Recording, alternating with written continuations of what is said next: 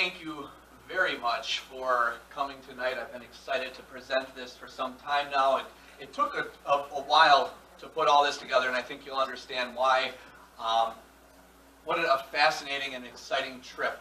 If I had to summarize what my favorite parts about the trip were, I would condense it down to two things. First of all was the opportunity to sit in the exact locations or the general vicinity of where the events of the Bible were taking place and to hear those events being read. We had a devotion booklet. I happened to lose mine at the garden tomb.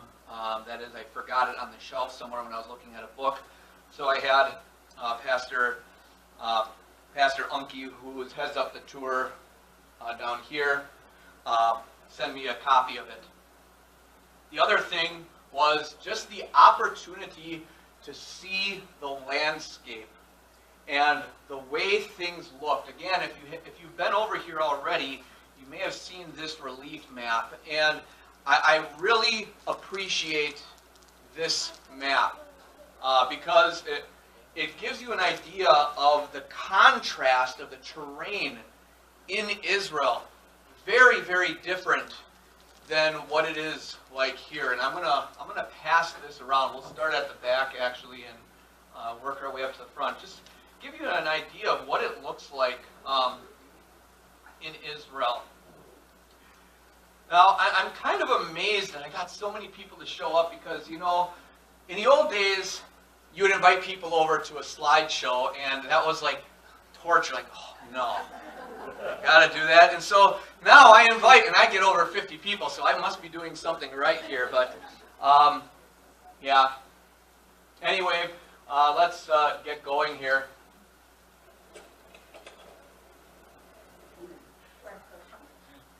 Somebody knows what that was. I had to do the sound effect of a slide thing shifting just because. So just like to start off a little bit talking about some of the different things in Israel. The food. Absolutely loved the food. What you see here is falafel. There is some falafel balls in there with tahini sauce. Their tahini sauce a lot better. For whatever reason, mine, the consistency, whatever, didn't turn out so well this time. But it's served in those balls of chickpeas and flour are served. They're deep fried. They're served in a pita bread. Their pita bread is amazing. I cannot find good pita bread at the grocery stores around here. Maybe there's good stuff in Milwaukee or bigger cities. Cannot find it here. So if anybody knows a good location for good pita bread, let me know. I'd be eternally grateful. But normally you stick like things like cucumber, maybe some shredded romaine lettuce, tomato in there as well. Some Israelites like to, instead of those good healthy veggies, they like to put French fries. It's like, ugh, no thanks. So Jesus was blessing my meal there. But this was a meal in Bethlehem. You can see the French fries there. That was chicken, I believe. What you can barely make out in the red sauce here is lamb meat skewered a little bit by cinnamon sticks, which added a cinnamon flavor to it. Very, very good. One of the classier meals that I had while I was in Israel. Here is a fruit called a loquat. It's a combination, a taste of a peach, citrus, and a mild mango. Pretty good fruit that we got to enjoy in Bethlehem, or in Jerusalem. Here, you're going to see a few pictures from my meal when we were sitting right near the Sea of Galilee. Got more pita bread there. They are the Mediterranean diet, lots of fruits and vegetables. It's a very healthy diet, very good diet. You got eggplant, tomato, the cucumbers, like I said. There's mango, orange, banana, figs, dates. In fact, the next one here. A lot of the dates that we had were dried out. These were fresh dates, and I definitely preferred them fresh. Now, at the meal as well, you have the opportunity to eat fish as it was cooked and prepared back at the time of Christ. And how could I pass that up? I did have that fish. I did cut off the head because I didn't need that thing staring at me while I was eating it. But one young lady, she actually got a picture of herself holding it up like ready to kiss it. I do like my Uncle Ron's suggestion, he's actually here tonight, that what I should have done for the picture was stick a coin in its mouth. There's a story about Jesus sending Peter down to the sea to go catch a fish. And when he catches a fish, there's going to be a coin in its mouth. Pull that coin out of its mouth, and you can use that to pay the temple tax. And that's exactly what happened. But the fish was actually very, very tasty.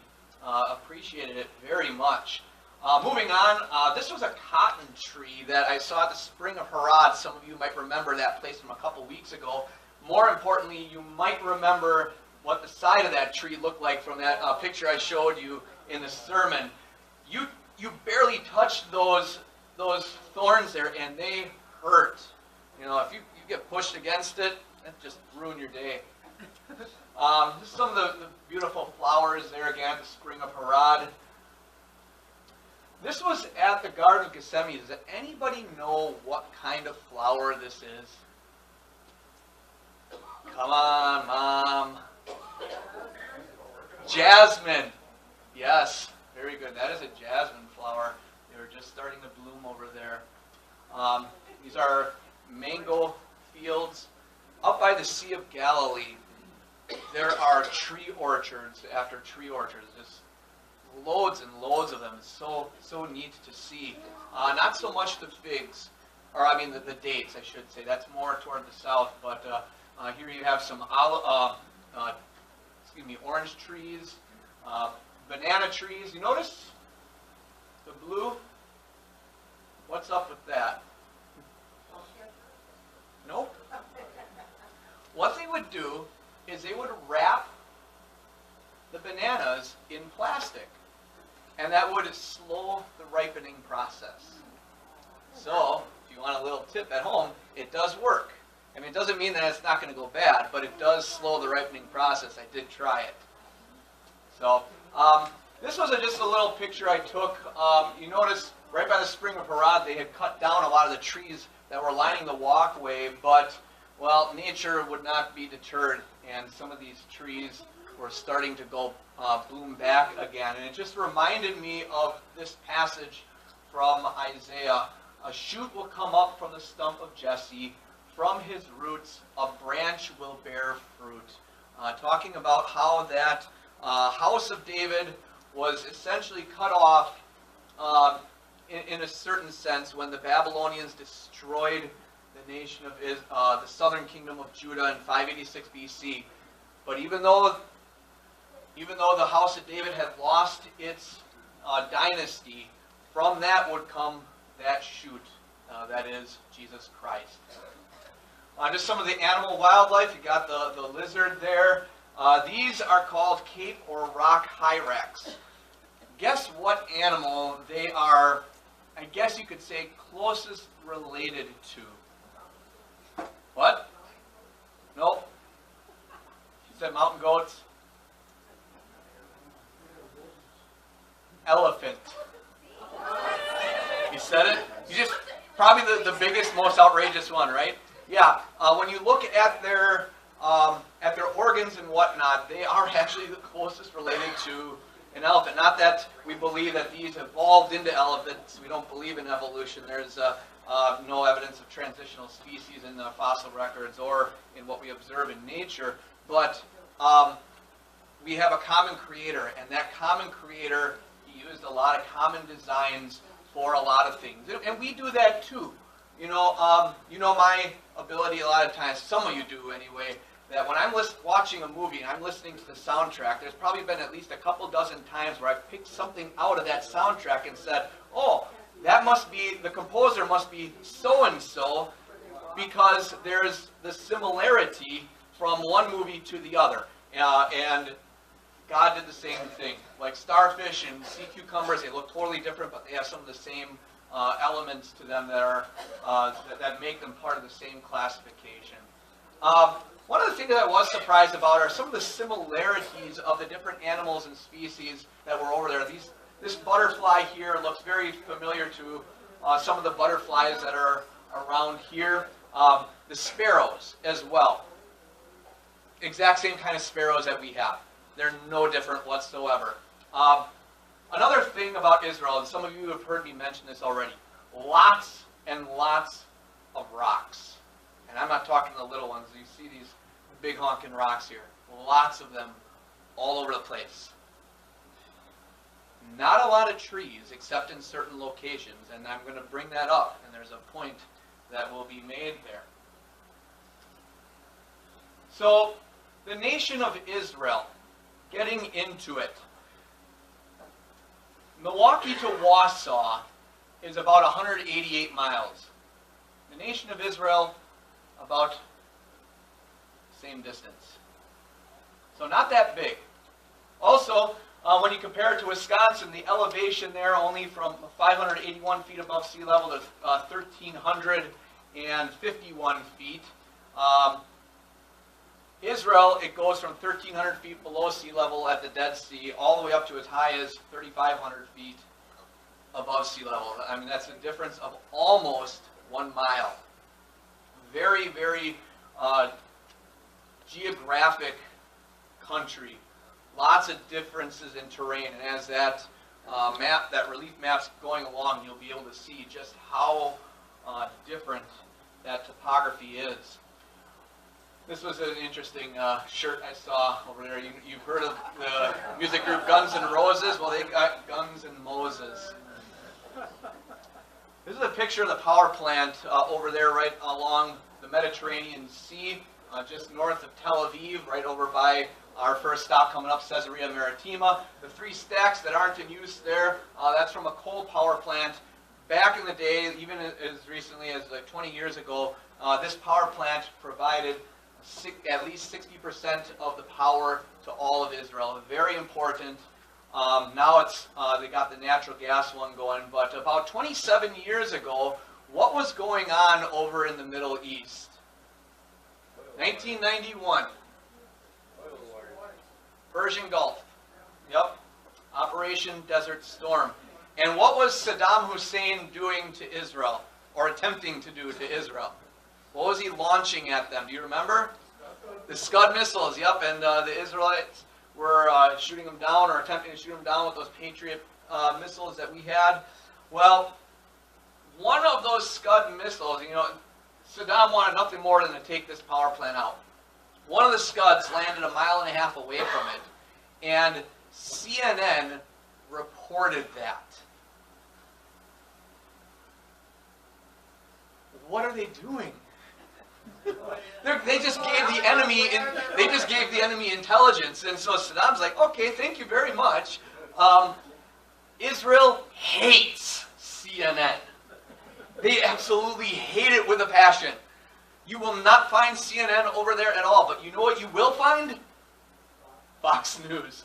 And because that was the only English channel, speaking channel, when we were in the hotel and late at night, and if you're going to watch TV or get up in the morning, it was Fox News, because that was the only thing you could understand, because they all on TV were speaking Hebrew. Anyway, that's just a little bit of Israel today. Getting into my trip itself, starting at Caesarea Maritima, right along the Mediterranean coast here on the west. You can see the Sea of Galilee up here. Why did the Romans come to Israel? When they conquered the entire region, they didn't really want to have anything to do with this people that they viewed as backward, that did not adapt well to the Hellenistic, that is the Greek style of living. They were very independent. Well, what had happened was there was an argument or a dispute between 2 brothers about who should be in control of the land. And to settle the dispute, they invited the Romans to come. And so the Romans came with an army. And you know what the Roman solution was? Kill one of the brothers. Problem solved. But now, they get there, they see this place along the coast, and it is very beautiful, very nice climate. It doesn't get as cold as Rome. Maybe a little warm this summer like today. And by the way, we're going to have a free door offering afterward to go to our air conditioning fund, so we can get $13,000 to put air conditioning in here. Yes, it would cost that much. We already have done that planning. So, sorry, humidity, We're going to have to deal with it today, I guess. But anyhow, they don't want to leave. So they decide to stay there. Now, in 30 BC, the Roman Caesar gives this land to Herod. And he begins work on the city. Caesarea Maritima, down here at the south, the theater, hippodrome, and then more stuff up here to the north. He begins construction in 21 BC. And he built this for the non-Jews that were living in the land, because Jews and non-Jews, they mix as well as water and oil. Best to keep the non-Jews separate. And he named it after and in honor of his patron, Caesar Augustus. It was a good way to kiss his butt, is what it was. Here's Herod's problem, though. The Romans think he is too Jewish.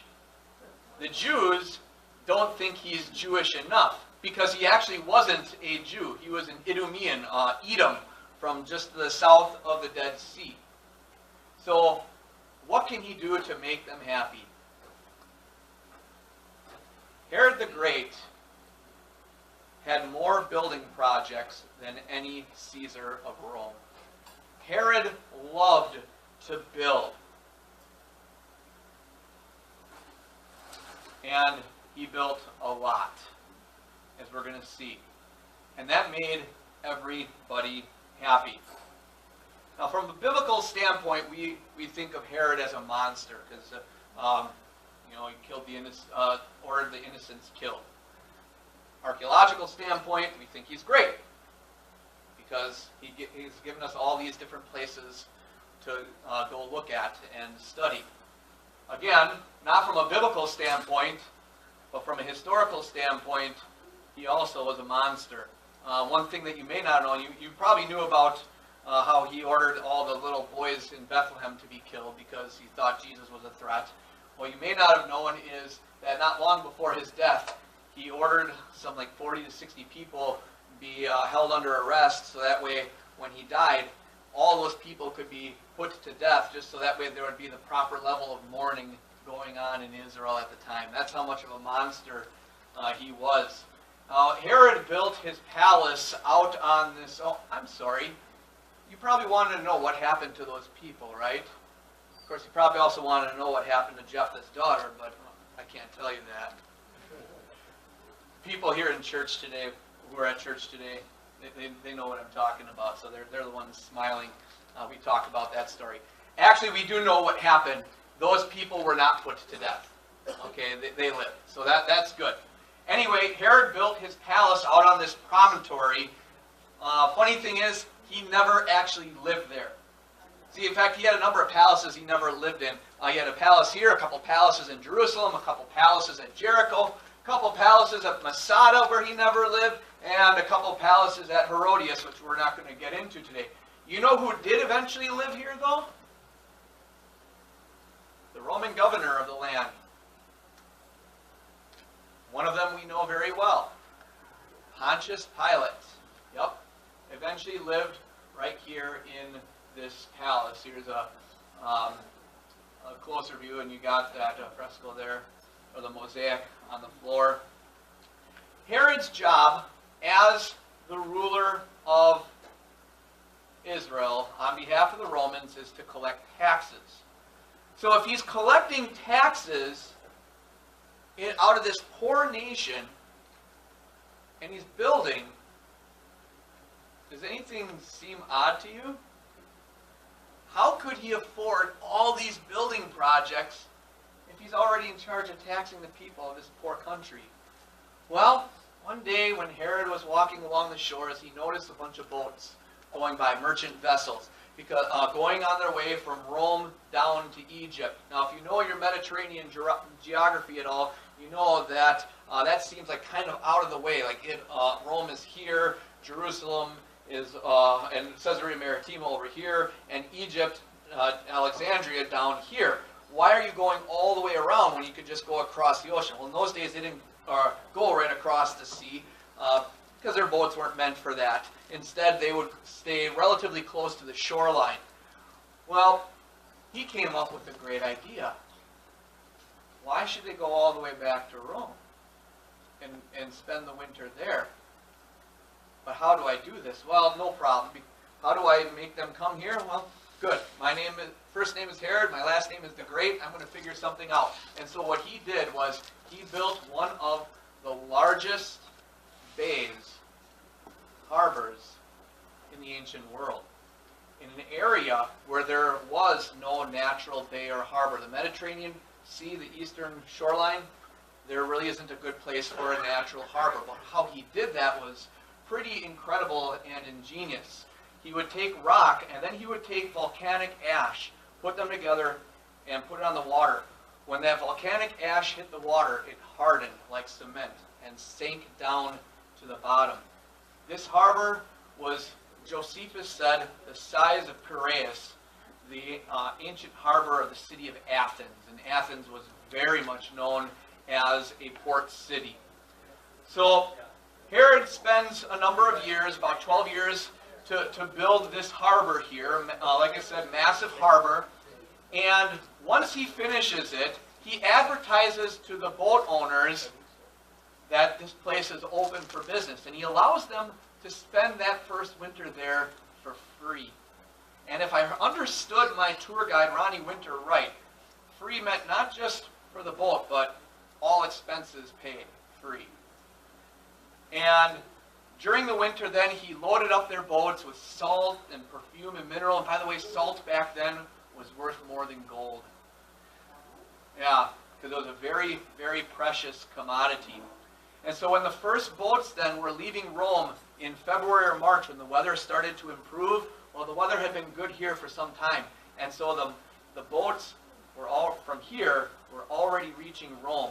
And they flooded the market, and within a few years, Herod took over the entire trade business of the Mediterranean.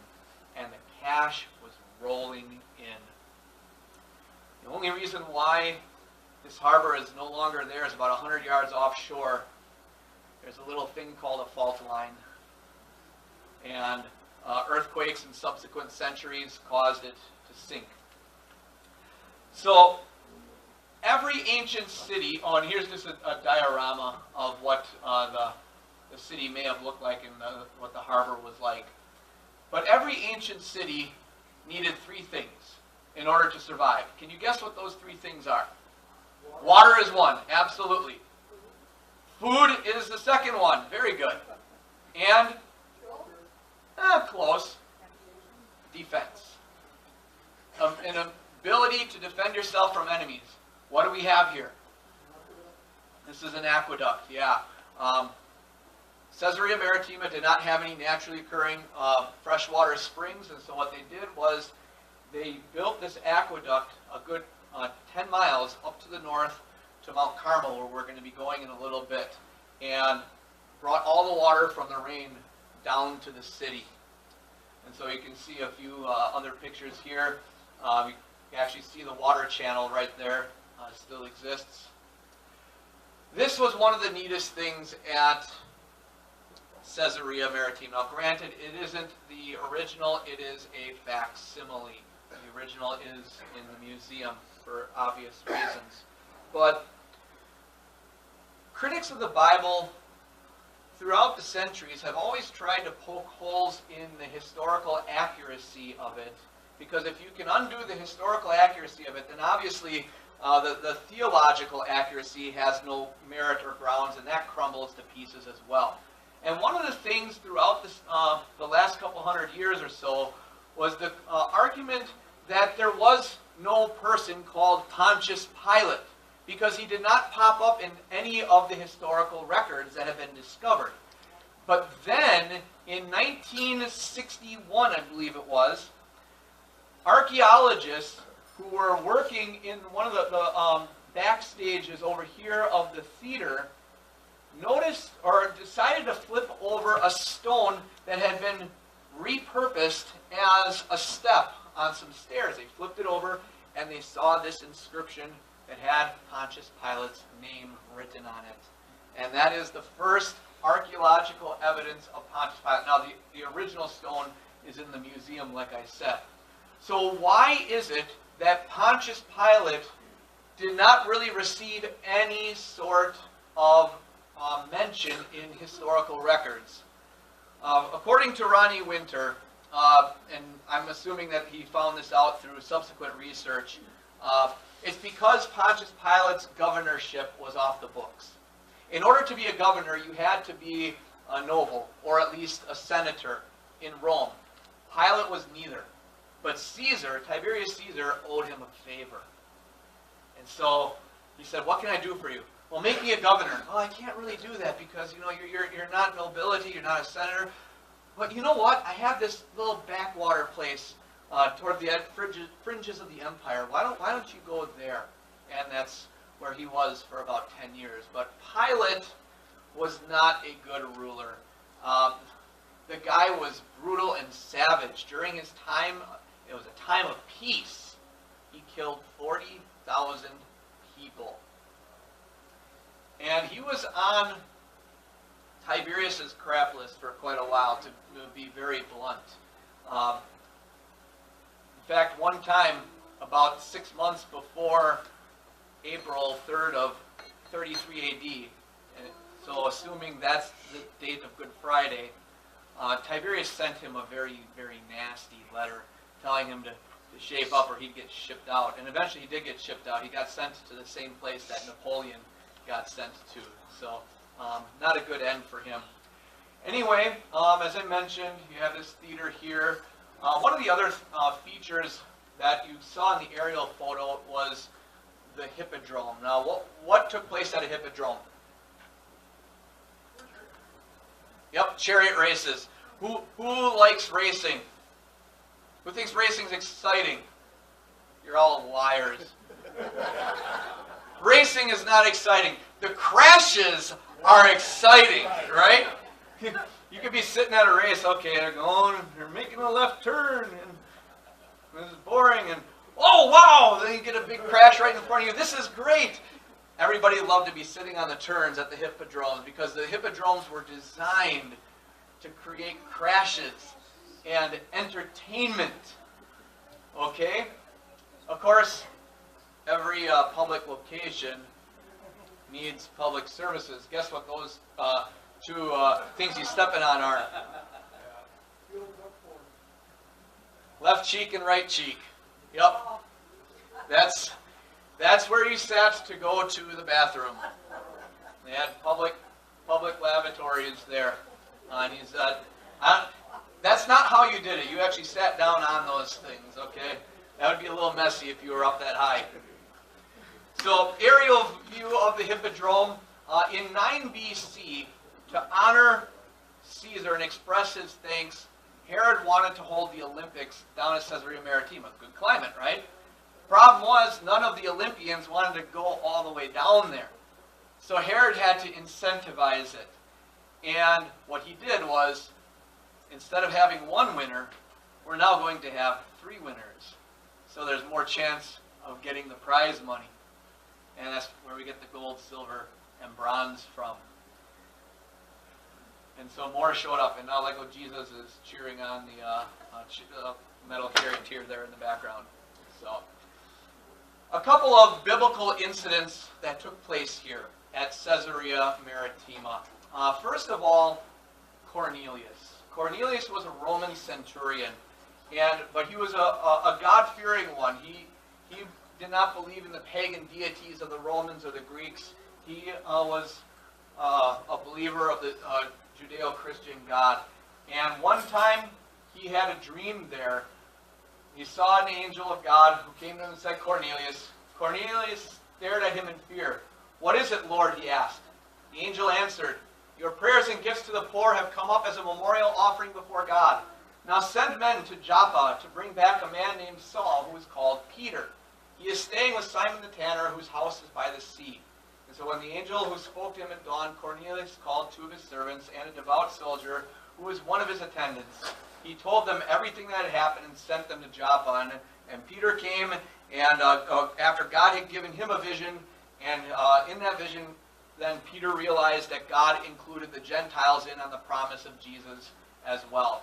Another little incident, Herod, not Herod the Great, but Herod Agrippa II. So I believe that would be his great-grandson, was in charge. It was either Agrippa I or Agrippa II. I can't remember which one. My apologies. But anyway, he goes down to Caesarea Maritima, and on the appointed day, wearing his royal robes, he sat on his throne and delivered a public address to the people, not in that theater, but in the amphitheater, which was on the northeast end of town. Immediately, because Herod did not give praise to God after the people shouted, "This is the voice of a God, not a man," an angel of the Lord struck him down, and he was eaten by worms and died. His death took place over the course of 3 to 5 days. It was extra biblical records report that it was a very horrific death. The Apostle Paul also spent a couple years in prison here, waiting the decision on his situation before he finally said, "Okay, you guys are incompetent. You're not moving on this. I make my appeal to Caesar," and he got shipped off to Rome. Moving on to Mount Carmel. And by the way, as I'm talking here, if any of you have any questions that come to mind, feel free to raise your hand and I'll do my best to answer them. So Caesarea Maritima here, Mount Carmel up to the north here, and as you can tell, it cuts right into the shoreline here, coming down to the southeast. It provides a nice little natural boundary to prevent peoples and armies from just following the coast. There's only a few passes through here that are easily watched. Mount Carmel rises to a height of about 1,500 feet high. One of the things about Mount Carmel, first of all, I should say, the meaning of Carmel is vineyards of God, and very good reason. Lots of rain there, very, very lush, lots and lots of trees. Now, you go back about 80 years and you wouldn't see a single tree on there, on the mountain. That was because in the 19th century, the Ottoman Turks, when they were building railroads, used all the lumber from Mount Carmel to build those railroads, because wood is not an abundant natural resource in Israel. And so when Israel then came back, the Israelites came back in 1948, they replanted all the trees there on Mount Carmel. But there are a lot of trees. In fact, the only other place that had as many trees as Carmel would have been up to the north of the Sea of Galilee by Dan and Caesarea Philippi, which we'll be getting to a little bit later. And I think that that's important and significant. Now, historians, there's a very popular event that took place here at Mount Carmel. Some of you may know it, with the prophet Elijah. There's an incident where the prophet Elijah and 450 prophets of Baal kind of had a little showdown, right? Elijah challenged the prophets of Baal. He said, "Okay, each of us is going to build an altar to our God. And then we're going to call on our God to rain down fire from heaven. And whoever's God answers, he is God." And so the prophets of Baal, they had their first go. They built their altar, and all day they were shouting and pleading with Baal, and Elijah's sitting there taunting him, like, hey, maybe he's out for a walk, or maybe he's fallen asleep. Eventually they're getting desperate. They're cutting themselves, literally, to try to entice Baal to do something, but there is no Baal. So then, in the evening, Elijah had built his altar. He just absolutely doused it with water, several times. And he prayed, and God sent down fire that licked up the water, the wood, the stones, and the offering. And the people all said, "The Lord, He is God. The Lord, He is God." And Elijah ordered that all the prophets of Baal be put to death, and that's what happened. But then Elijah had to flee for his life because Queen Jezebel put out a death warrant on him. And we'll come back to that story in a little bit. But anyway, some historians think that took place down, we're cutting out, aren't we? A little bit. Took place down in this section right over here in this little amphitheater area. However, the place that I am on at the moment is the highest place of Mount Carmel. And normally the pagan altars and whatnot were located at the highest point on the mountain. So there's some rationality for saying that it was located right where I'm standing. Before we move on, I'd like to share with you just a quick little video I took of the Jezreel Valley. Just gives you an idea of how wide open this space is. If you look over here, the other side of this hill is Nazareth, where we're going to be stopping at next. This is their Air Force Base right here, although the military won't tell you that. You ask them, what is that? And they can't say. But this Jezreel Valley, very popular place, just because it's the one place you can easily travel. It never freezes, so you have crops there year-round, several different plantings. This is also where armies would come through in ancient days. You may have heard of that concept of the Battle of Armageddon, that some believe in at the end times, a battle between good and evil. That comes from the word Megiddo, which is a city further off to the southeast along this line, which I went to, but we're not going to be getting into here. But it's also called the Valley of Megiddo.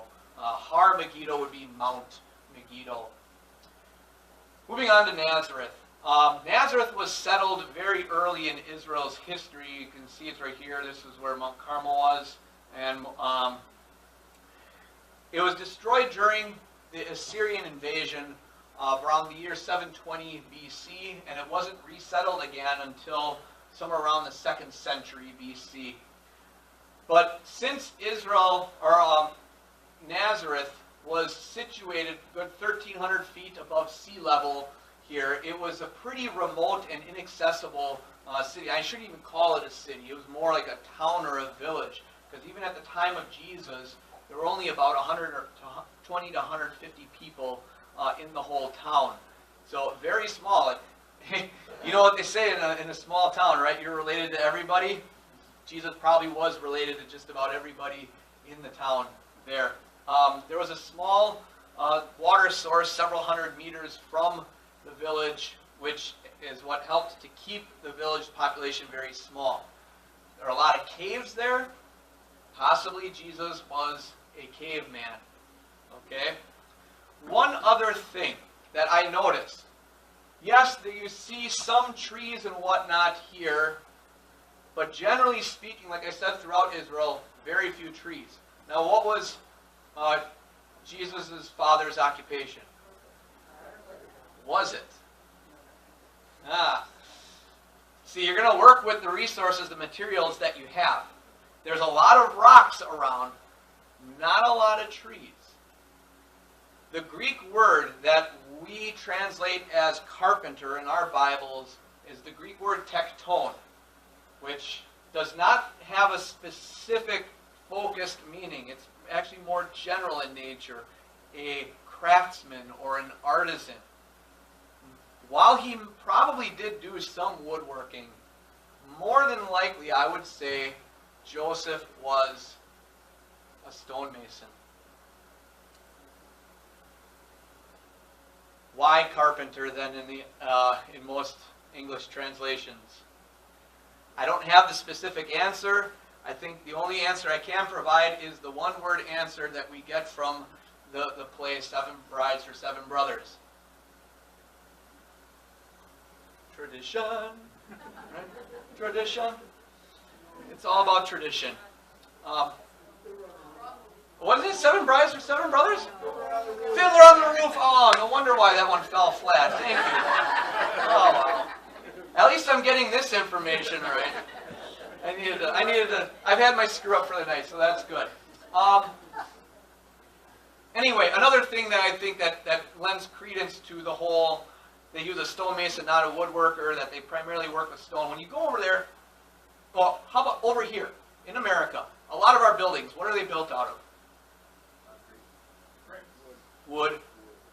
Wood. You got wood frame houses mostly and whatnot. We use a lot of wood because we have lots of wood. Just, I mean, if the blinds were rolled up, you have to turn around, look, a lot of wood.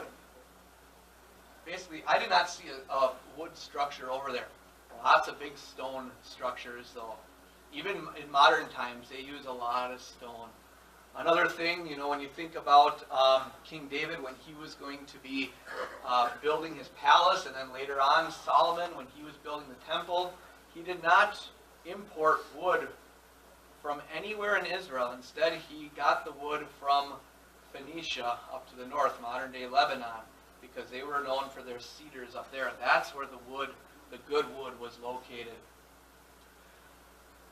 Here we have the Church of Annunciation. I'm not going to be getting into too much of the religious sites. I wasn't all that impressed and pleased with that. I'm not going to get into it right now, right here. But this one particularly stands out to me because you see the priest down here, and he's a ways in front of this big mosaic. This is a mosaic, and you know anything about mosaics? Little pieces of artwork all put in. Just imagine the millions of pieces to put that together. Just absolutely impressive. Some beautiful artwork going on in Israel. A couple of passages. Nazareth. Can anything good come from there? Well, Nazareth was a backwater hick town. After he began his ministry, Jesus returned to his hometown, and he started to teach in the synagogue there. This is the synagogue. Now, this isn't the actual one from the time of Jesus, but it's the same size, and it's the exact same location. Because all synagogues are built on top of the exact spot where the previous synagogue was located. So this is the exact spot, and these are the same dimensions. And it makes sense, too. You know, a town of 120 to 150 people, it'd be pretty tight in there. But we'll find out more why that many people could fit in there when we get to it a little bit later with Chorazin. So, anyway, Jesus, while he's preaching there in the synagogue, basically comes out and says, I am the Christ, I am the fulfillment of the prophecies. And, well, for all these people who knew him his entire life growing up, this ordinary boy who didn't seem all that special except in certain ways, but certainly not in divine ways, they took exception with this, and like it says, they took him to the brow of the hill on which the town was built in order to throw him off the cliff. But he walked right through the crowd and went on his way. Here is the edge of that cliff, and as you can see, it is a long way down to the valley of Jezreel. But again, another commanding view. I just took some pictures there to mess with you and make you feel queasy and uneasy. But it gives you a good idea of just how far down it is, down there to that valley. That's Mount Tabor directly to the east. You have Mount Morah. Some of you saw that a couple weeks ago with my sermon. Like what Jesus standing there on the edge. Leaving Nazareth, he went and lived in Capernaum, which was by the lake in the area of Zebulun and Naphtali, to fulfill what was said through the prophet Isaiah. Land of Zebulun and land of Naphtali, the way to the sea along the Jordan, Galilee of the Gentiles. The people living in darkness have seen a great light. On those living in the land of the shadow of death, a light has dawned. So moving on then to Capernaum, just as Jesus did, leaving his hometown. Capernaum, located right there, it was more or less discovered by accident. Well, I shouldn't say that. In 1837, an American pastor went over there and he said, this is the place where Capernaum was. It was just a gut instinct guess, and he turned out that he was right. And so they've done digging there. At the time of Christ, there was a large fishing village that was there. It was 2/3 of a mile long along the coast, about 3 miles west of the upper Jordan River. Roman military personnel were stationed there. In fact, it was a Roman centurion who had footed the bill for the construction of the current synagogue. This is where at least 5 of the disciples were from. Peter and his brother Andrew, originally from Bethsaida, but had moved here probably because of the lucrative fishing business. James and John, and then the tax collector Matthew. Question, what is this symbol you see here? I knew I would get somebody to say that. You're wrong. It's not. Sorry, what did they say? They said the Star of David. That's only 5 points. Exactly, that's only 5 points. This is the Star of David right over here. Yeah, that is the Star of Solomon. Okay? Yeah, a little interesting. So, initially, the menorah was the Jewish symbol. But about 400 years ago, the Jewish community, I think he said in Prague, they noticed that the Christians had their symbol, the cross. The Muslims have their symbol, the crescent moon, but we Jews, we don't have a symbol. And so they decided to go to a tradition, to legend, that when David would go out into battle fighting the Philistines, there on his shield was the Star of David. Now it's interesting, the cross wasn't actually the original symbol of the Christians. That's the second symbol. What was the original symbol? It was the fish. Yeah. That fish was the Greek word ichthys. The early Christians made into an acronym. Jesus Christus Theos Huius Soter, which means Jesus Christ, God's Son, Savior. And so that was how they used the fish to identify themselves. Because remember, Christianity, not a legal, legit religion in the early first few centuries. They had to be secretive a lot of times about it. A lot of your houses here were built out of volcanic basalt rock. Very black and very heat absorbent. Parents, if you want to get your kids out of the house in the summertime, don't turn on the AC and build your house out of basalt rock. Of course, you might not want to be in there either, but it was hot. And if you look at these houses, it almost looked like they're built dormitory style. We have this concept of our nice big houses. Their house is very small, that they serve a simple function.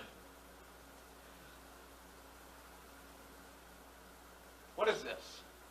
Can anyone guess? Not quite. Good guess.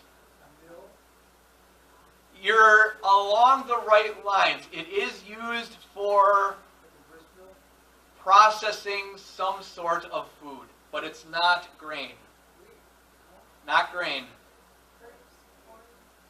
Not grapes. Olives. This is an olive press. Very good. Yeah. Why are some olives green and some olives purple and some olives black? No. Always got to be one. Their ripeness. It's all about how ripe they are. This is one of the neatest things about the trip. And I'm going to do some reading here. Buried beneath the remains of an octagonal Byzantine martyrium church, excavators found the ruins of a rather mundane dwelling dating to the 1st century BC, this little thing right here. Although slightly larger than most, the house is simple with coarse walls and a roof of earth and straw. Like most early Roman period houses, it consisted of a few small rooms clustered around 2 open courtyards. Despite the later proving to be one of the most exciting biblical archaeology discoveries, the house appeared quite ordinary. According to excavators, however, it is what happened to the house after the middle of the 1st century AD that marked it as exceptional. See, there's a mosaic floor that was built into it from the 1st century, and it had the names Peter, God, and Christ on it. Later, an 8-sided church was built around it. 8-sided churches always meant it commemorated a specific significant event. We can say with 99% certainty that this is the house of the Apostle Peter, and that this is the location where Jesus did some of his ministry, where he healed Peter's mom from her ailment. And so that's pretty cool that we can actually say this more than likely is it. Now, from where I was taking these pictures here, I more or less turned around, and looking up there, you can see the synagogue. 80, 100 yards away is basically the distance from the church to my house. Peter had it nice. I'm sure he wasn't driving his car over. Somebody likes to give me a hard time about doing that on occasion, so just had to throw that shameless comment in there. But anyway, pictures of the synagogue. Now this isn't from the time of Christ, this is from the 3rd to 4th century. And as you can notice here, there's scribblings on the ground. These are children's games, so even for children back then, church was boring as well. Don't laugh too hard, kids.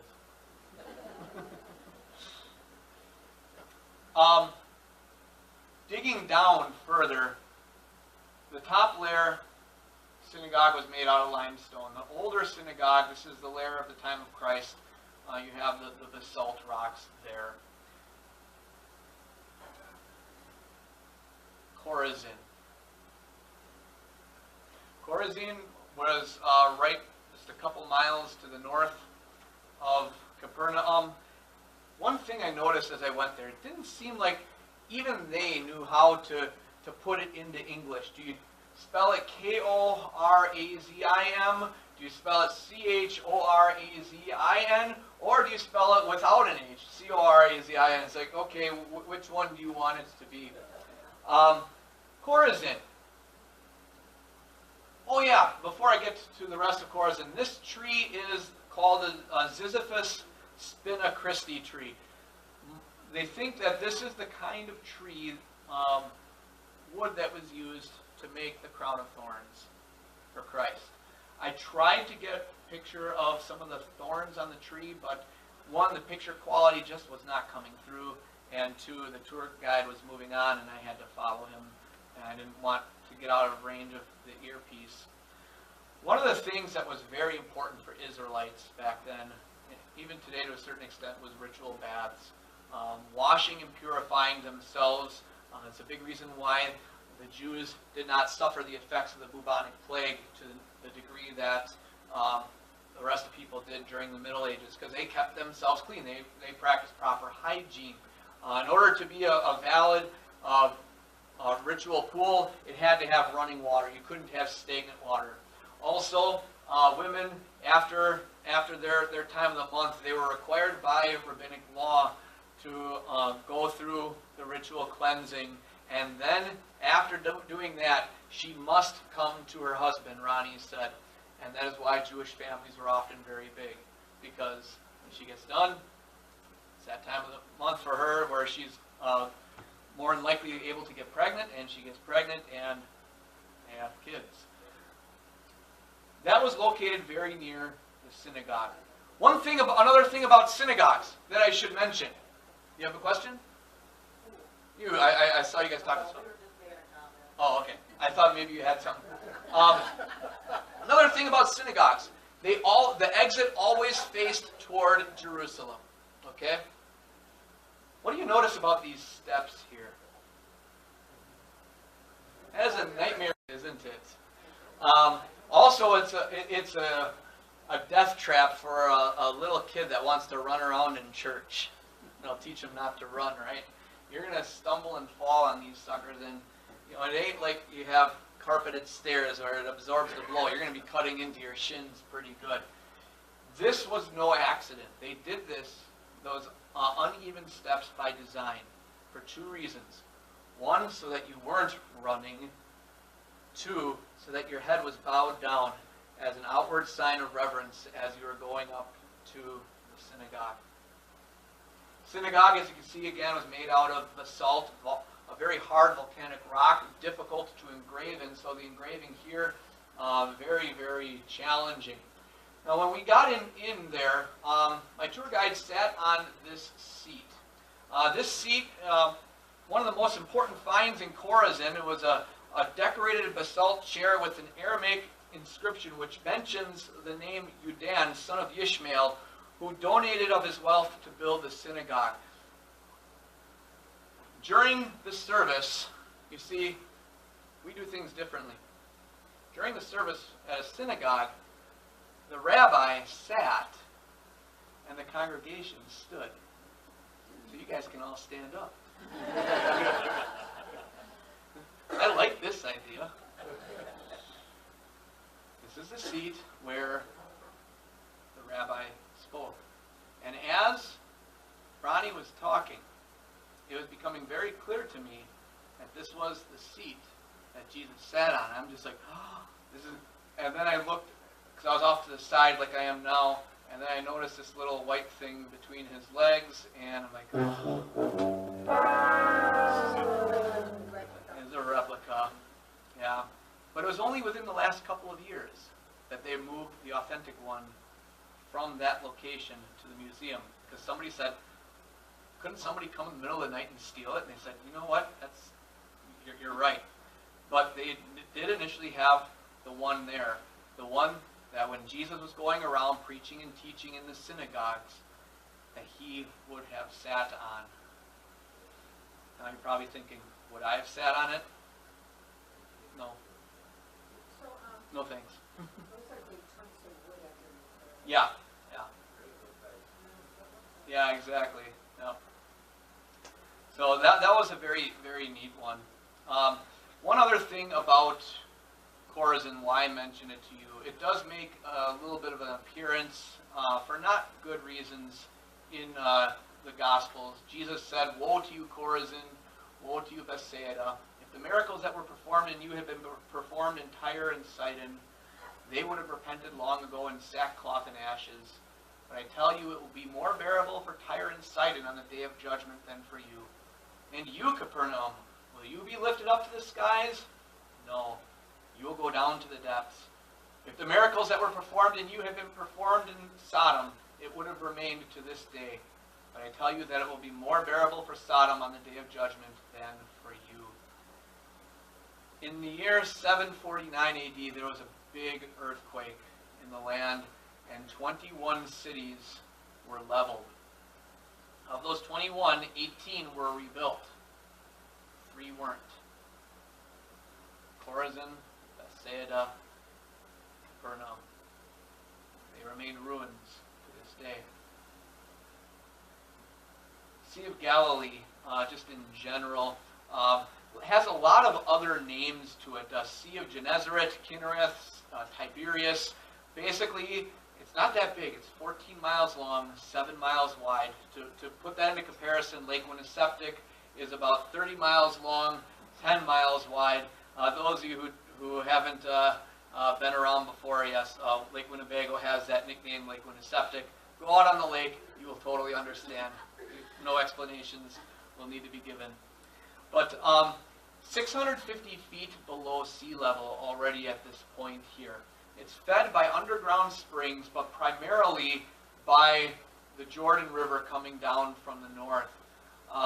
Except for along the northwest over here where you see a lot of these cities, it's basically a giant bowl. I mean, unfortunately, you can't see the pictures too well. You might be wondering, well, why didn't I give you a day picture? The problem was, at that time of year I was there, when you woke up in the morning, the fog was super thick. You just couldn't see. You really couldn't. You'll see that again in a little bit. But I kind of have a little bit of a video going on here. The rest of the Sea of Galilee is surrounded by these steep, really tall hills. And when you combine that with some of the valleys cutting in from the eastern hills that winds blow into, it can get pretty violent on the Sea of Galilee very quick. 5-7 feet rollers, no problem. Kind of like how things can get quite choppy on Winnebago very quickly. So there are some similarities there, only the hills are much bigger than the one on the east end of Fond du Lac there. However, that's the good part. The bad part was that sometimes there was a special kind of wind that came from the east called the Kadim. They had a special name for it. Normally wind was just called Ruach, is the Hebrew word for wind, also the Hebrew word for spirit. But the Kadim came off of the Arabian desert and especially hot and dry and blowing in sand as well. So, with the sudden rise of the wind, the disposition of the waves could get bad, but like with Jesus walking on water, pay no attention to the fish string there. So here's a video. Now you can see just how foggy it was. In the evening, you could see from the south end to the north end, no problem. We're heading up toward the north end of the lake right here, right now. At the time of Jesus, it was basically one continuous village around the entire lake. Okay? And Josephus said that at any time you could easily find 250 fishing boats out there. Here we are heading up toward Magdala, Mary Magdalene. That might ring a bell to you. Here's a picture of all the pastors on the tour. My classmate, Andy Miller, he's out in Las Vegas. So that's the one I go see out there. Dan Schrader, Tom Unke, who was the head of the trip. That's me. Yes, I got another Brewers shirt on. I tried to wear all Brewers shirts there just so I could represent. Pastor Tim Wepner from out in California, and then Arnold or Arnie Schultz. He's a pastor out near La Crosse, and he's like the second in command of the whole thing. So that's just a picture of the three of us.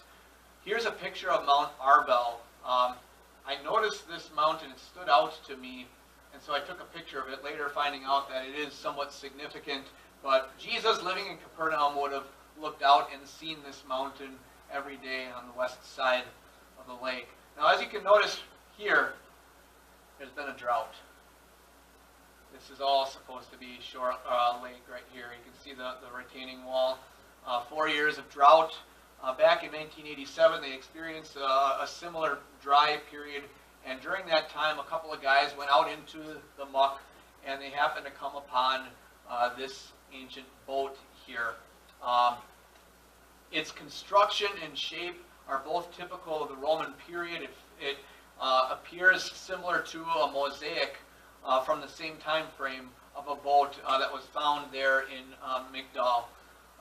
Cool thing, carbon-14 dates it right to the time of Christ. Now, I say cool, but not really.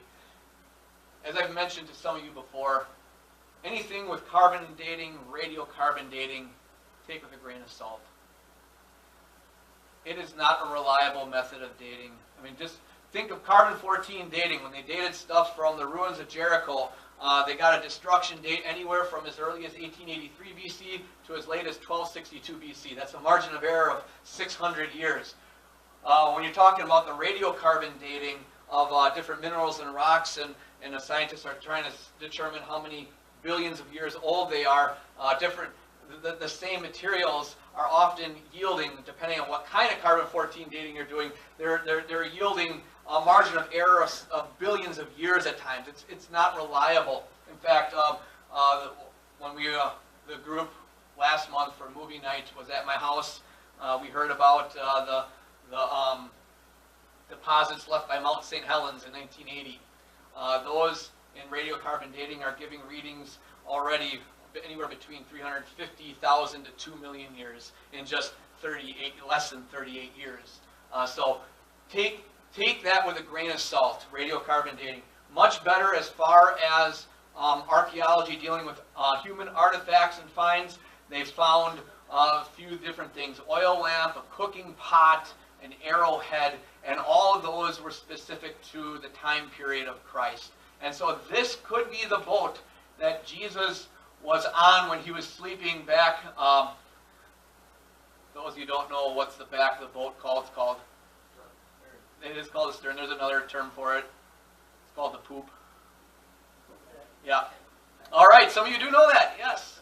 Yes, he was back there. So you got that story there, that even the winds and the waves obey him. And like what Jesus just chilling out, sleeping on the calm lake in the morning. I did have too much fun with Lego Jesus, I'll admit it. One other thing I'd like to tell you about before we move on from the Sea of Galilee is this location over here.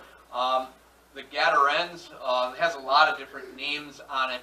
There's a story about when Jesus cast that legion of demons out of the man, and they went into the pigs. And the pigs all did a giant lemming impression, and they ran down the steep cliff down to the sea. Well, that took place along the east side of the Sea of Galilee, right in that region. There's only one city there that we know of, and it was at this location. There's only one place on the east side where there's a steep bank leading right down to the water, and that was located right here. So this is more than likely that location where those pigs went running right down to the water.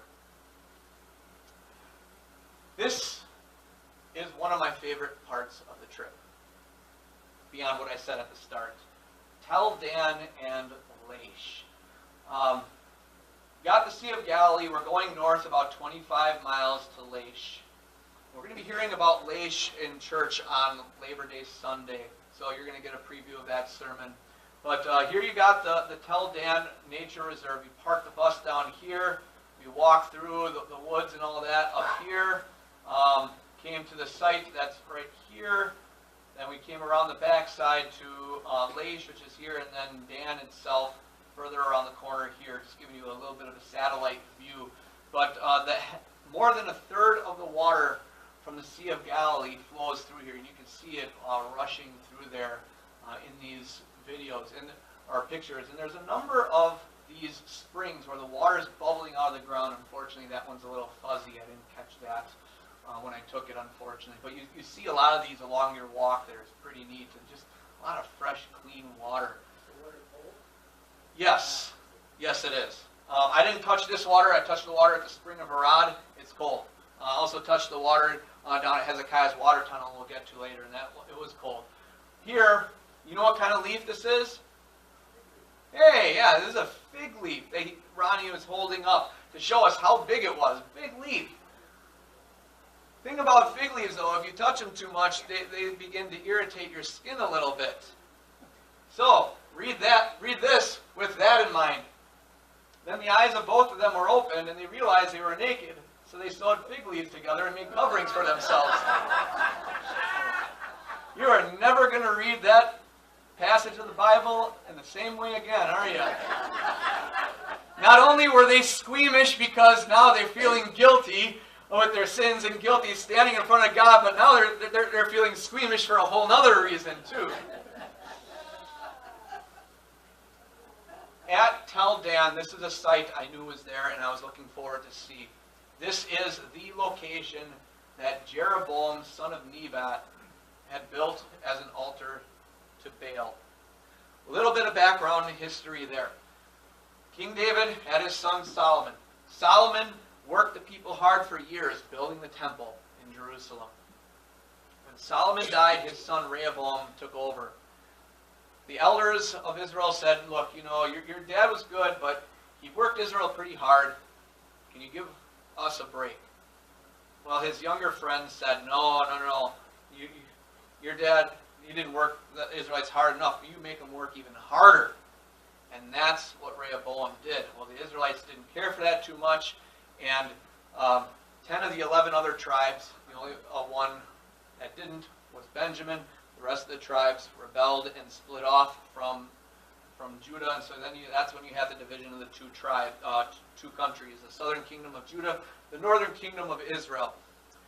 Jeroboam was the first king of Israel, and he was concerned that when it came time for the three pilgrim festivals, and the Israelites would go down to Jerusalem in Judah, that they would begin to realize, oh, we don't want to leave Judah. We're all one people. Let's get back together. And so what he did was, let's establish our own religion. And he built two altars.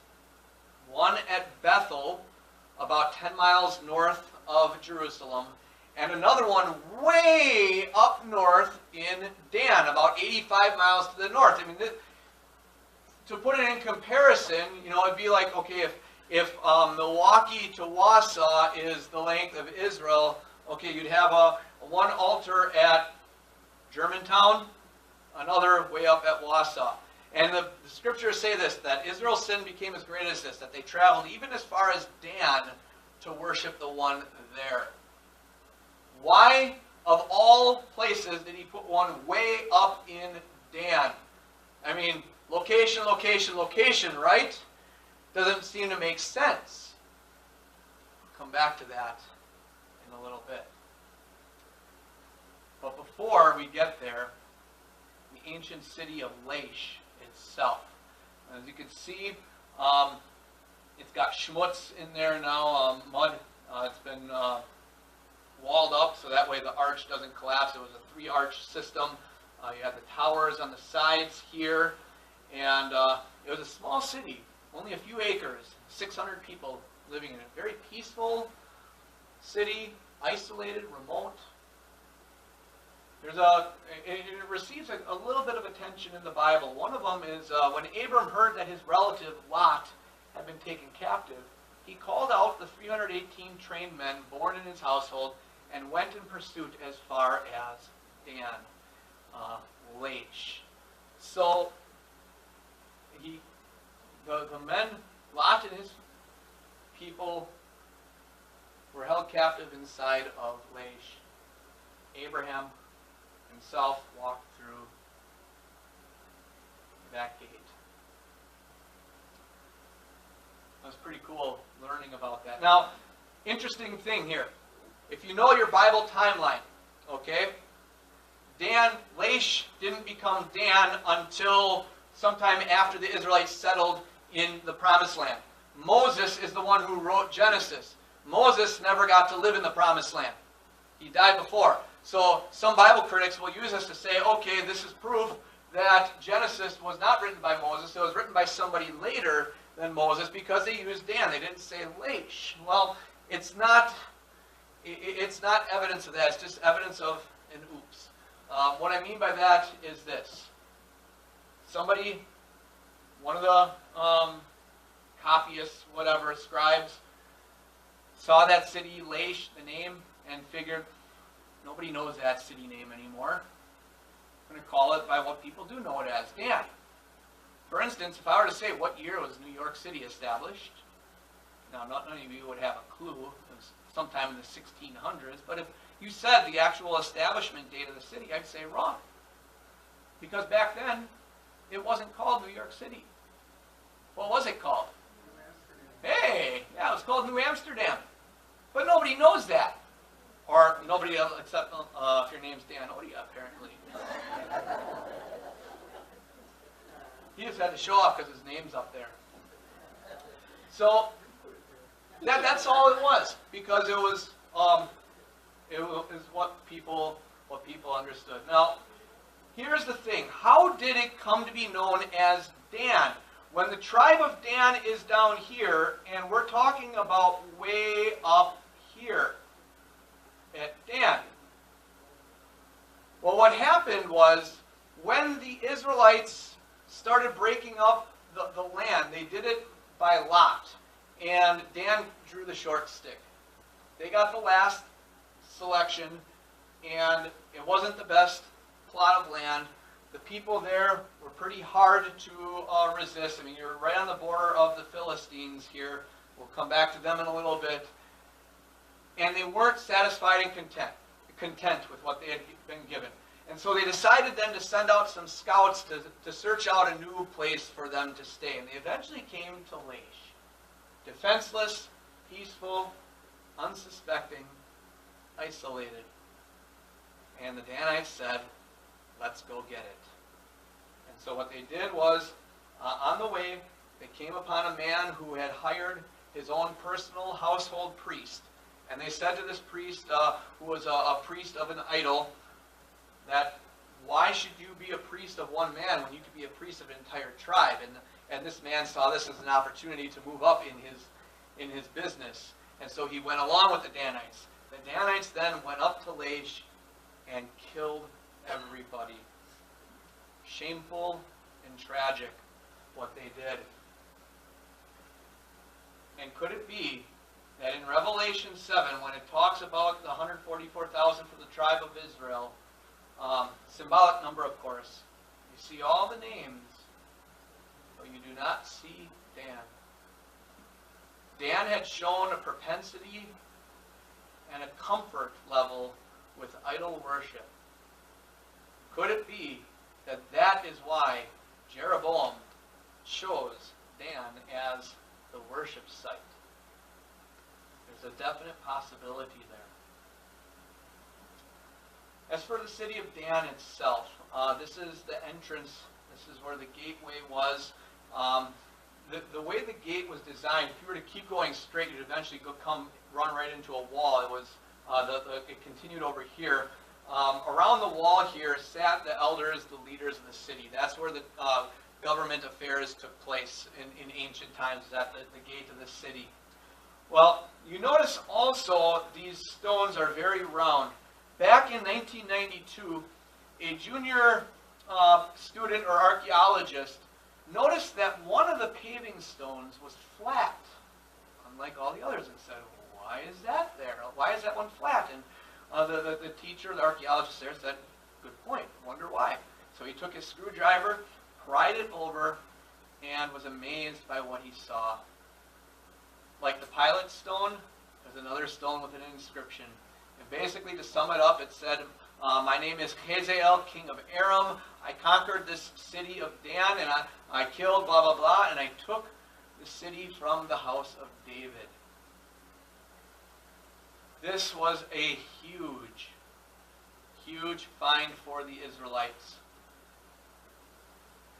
Throughout Israel's history, people have said there is no tangible evidence of the house of David, that David was just a myth, used to bolster Israel nationalistic pride, used to make a claim on the land of Israel that they did not rightly have, etc., etc. And when Israel took over Jerusalem in 1967, because they got Israel back the land back in 1948, but they weren't able to push the Jordanians out of Jerusalem until 1967. And when they did, they immediately started digging around the city of David. And in the first over 30 years of digging there, they did not find one single shred of evidence for the house of David. The first piece of evidence came all the way from the north, of any mention outside the Bible of the house of David. And so that was a huge, huge discovery for them. That they were absolutely thrilled. And so what more than likely happened is when the Israelites took this city back from Hazael, that sign was probably posted right by the city gate just to kind of gloat and rub it in Israel's face. And they said, well, what's the best way we can desecrate this sign? We're going to use it to walk all over it. And that's what they did. Also interesting note, Hazael, he receives mention in the Bible. Remember I said that Elijah had to flee for his life? He fled all the way down to Mount Sinai. God said, what are you doing down here? I got some tasks for you. And he assigned Elijah 3 tasks. And one of them was to anoint Hazael king over Aram. And so now we have extra biblical reference to Hazael. And here's that Tel Dan steel. I actually took this at a picture. It's a picture of a picture, or a changing picture, I should say, at the Ark. Happened to go through a section and it was flashing different images. I'm like, oh, sweet, Tel Dan steel. That'll work well in my presentation, so I took a picture of it. Moving along to Caesarea Philippi, just to the east of Tel Dan. You got Tel Dan right here, Caesarea Philippi right over here, just a few miles to the east. This is a pretty cool one. I have a map here pretty much showing the same thing. Caesarea Philippi was a Roman city. Herod the Great had built it and built the temple, as you're going to see, in about the year 19 BC. Later on, his son, Herod Philip, renamed it Caesarea Philippi, in part in honor of Caesar, in part in honor of himself. So he wasn't as big of a butt kisser as his dad was. He only did half the city. He didn't do the whole city in honor of Caesar. But as you can see here, it's the main feature is this huge rock face, 500 feet long, over 100 feet tall, and also this large grotto, the cave from which flows the headwaters of the Jordan River, the water coming down from Mount Hermon, providing water for the Jordan River and the Sea of Galilee, and then ultimately the Dead Sea. A very important Bible story took place here, and I want to spend some time reading all of it. When Jesus came to the region of Caesarea Philippi, he asked his disciples, "Who do people say the Son of Man is?" They replied, "Some say John the Baptist, others say Elijah, and still others Jeremiah or one of the prophets." "But what about you?" he asked. "Who do you say I am?" Simon Peter answered, "You are the Christ, the Son of the living God." Jesus replied, "Blessed are you, Simon, son of Jonah, for this was not revealed to you by man, but by my Father in heaven. And I tell you that you are Peter, and on this rock I will build my church, and the gates of Hades will not overcome it. I will give you the keys to the kingdom of heaven. Whatever you bind on earth will be bound in heaven, and whatever you loose on earth will be loosed in heaven." And he warned his disciples not to tell anyone that he was the Christ. Jesus could have had that conversation with his disciples at any point. He could have just, when he's doing his ministry down by the Sea of Galilee, taken them aside for a half hour or whatever and said, "Hey, what are people saying about me? What do you think about me?" Why did he travel a full day's worth up to the region of Caesarea Philippi? And I kind of like to think that he was right over here looking down at the pagan worship area here, which is what was going on. Why there? Well, we'll come back to that in a little bit. I know, I'm such a tease. A few centuries before Christ, this became a center for the worship of the Greek god Pan. The Greek god Pan, he was the shepherd god, he was a half man, half goat god. He was known as a god of nature, fields, forests, mountains, flock shepherds. He was also known as the god of fright, from which we get the word panic. Okay? And the way that they worshipped him, this cave here, this cave face, was the nucleus. At the time of Christ, Herod had built this temple here in front of it. And what would happen is, to worship him, a person would offer their firstborn son as a sacrifice down into the cave itself. And if the victims disappeared into the water, and that was a sign that the god had accepted the offering. If there was blood that appeared in the nearby springs, well, son number 2, here we come, I guess, or something to that effect.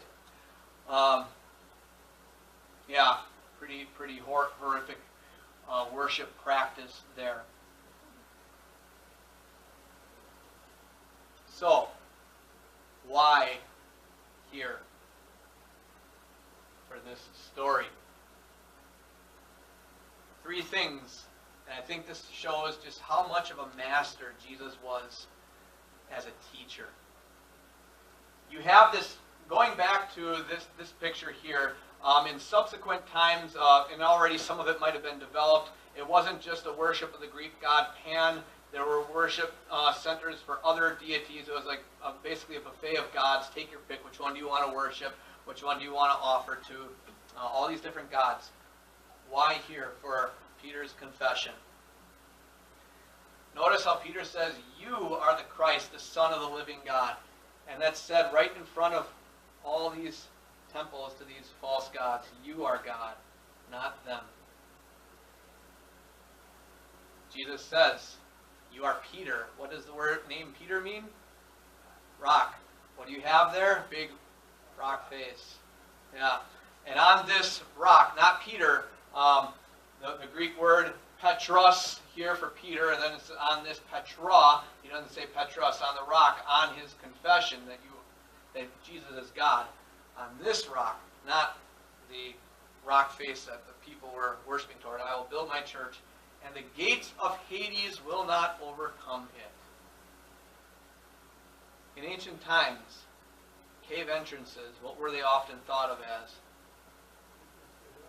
The entrance to the underworld, to Hades.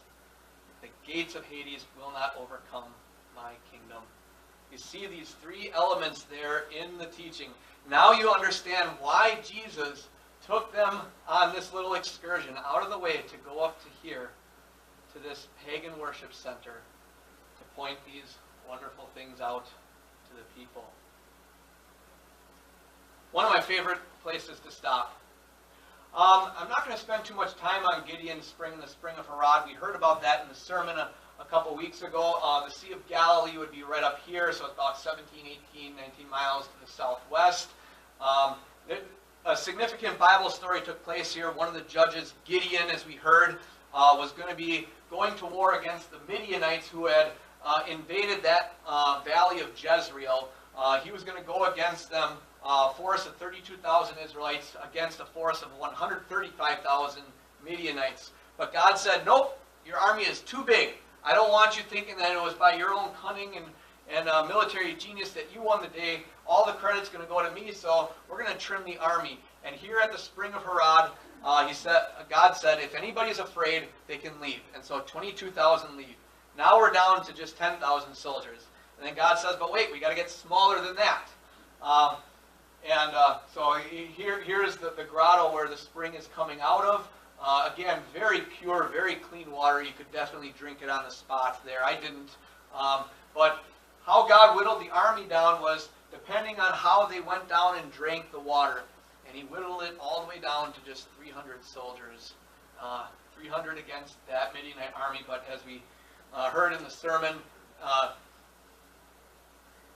basically the Israelites caused panic in the middle of the night in the Midianite camp, and caused the Midianites, in the confusion and stupor of being tired or just waking up, to turn on each other in the dark. Because remember, people back then didn't have corrective lenses. It's very dark. You're not fully aware of what's going on. And so you're afraid that oh my goodness, you hear all these shofars, those ram trumpets going off all around the camp. You think all of Israel is there. And so you're in a panic, and you're going to start hacking and slashing at anything you can. Well, there's another person hacking and slashing at you. What are you going to do? You're going to defend yourself. Well, guess what? They're all attacking each other. And the whole army just completely, pretty much destroyed itself. So that was with Gideon. Beth Shan.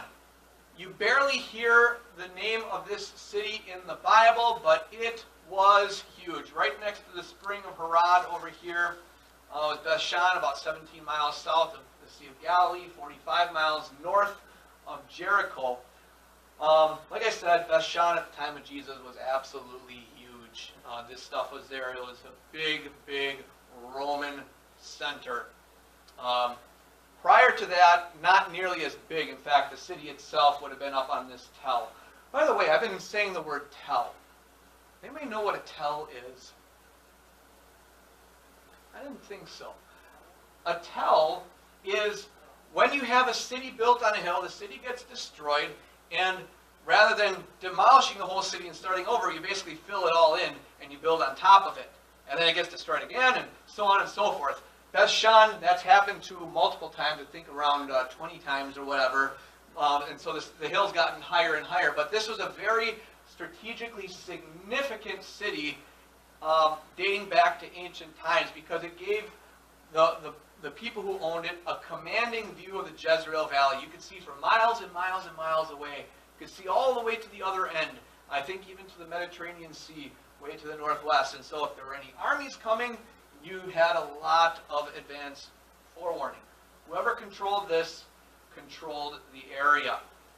The Israelites did not conquer Beth Shan until the time of King Solomon, which was a good over 400 years after they entered into the Promised Land. Now there's a story here, something that we may know about King Saul. The next day when the Philistines came to strip the dead, they found Saul and his 3 sons fallen on Mount Gilboa. They cut off his head and stripped off his armor, and they sent messengers throughout the land of the Philistines to proclaim the news in the temple of their idols and among their people. They put his armor in the temple of the Ashtoreths and fastened his body to the wall of Beth Shan. Here's the question. The Philistines were located down here. Gaza, Ashkelon, Ashdod, Ekron, and Gath were the 5 cities of the Philistines. Beth Shan is way up there. What were the Philistines doing up there? Makes no sense. Well, about 4 or 5 years ago, they did some excavating and went down to, I think, about the 11th level of the tell at Beth Shan, and they found something remarkable. They found an Egyptian administrative center, and the whole level was Philistine. the Philistines, they came into the land around the same time, generally speaking, as the Israelites, maybe a little bit prior to them. And they got into a little kerfuffle with the Egyptians. They fought with each other for a while, but the Egyptians won. But they realized, you know what, you guys are pretty good fighters. And we know that from Israel's history. They were a constant thorn in Israel's side for many centuries. They said, you know what, we want you to be our foreign legion. We want you watching our northern borders. And they had control at that time of Beth-shan. And so they could scope out the land and let Egypt know if anything was coming. But again, one of those things where people are saying, well, this can't be because Beth-shan is way up there, the Philistines were way down there. But archaeology continuing to be one of the best friends that the Bible has. Just a very, very cool thing that we heard about it. One other thing, if you ever hear of this word here, Scythian. During the time of Jesus, the city was known as Scythopolis. So if you ever hear of Scythian, it's talking about Beth-shan. More public lavatories. And you know what? They did not have men's rooms and women's rooms. Yeah, they were just there. And you didn't have walls either to separate. You gotta go, yep. And, well, remember what people wore back then, too. They wore robes. So you could easily lift up. Nobody would see your business underneath, and you could take care of business, and that'd be it. There was a channel here that had running water to take care of the human waste. But it was actually quite a nice lavatory as far as bathrooms went for those days. Where's the toilet paper made? Actually, that is a very good question. As I recall, they had a stick, a twig, with a leaf attached to it. And it probably was not a fig leaf. I knew somebody was going to say it, so I stole your thunder. Yeah, right. Well, that was a big city, very big city. They found, in fact, they got like every 20 years or so, a gas station has to, required by law, to pull up their gas tank and replace it in the ground. And when they did that, what's that? No. No. And when they did that, about 3/4 of a mile away from those columns, which were destroyed in that earthquake in 749 AD, they found a Roman villa there. And a whole bunch of Roman villas, upper class people. And now you have a gas station on top of that. Funny how that neighborhood just goes to pot so quick. So, just some pictures here now of the drive down to Jerusalem. As we've been seeing a lot of lush green lands. When you get just to the south of Beth-shan, it instantly becomes desert. As these pictures show, you got a Muslim minaret there. Now you're getting into some very desert regions. That is the road leading up to Jerusalem. From the Dead Sea to Jerusalem is 15 miles. The Dead Sea, how many feet below sea level? Anybody remember? Oh, that was the Sea of Galilee, 650. The Dead Sea, 1,300 feet below.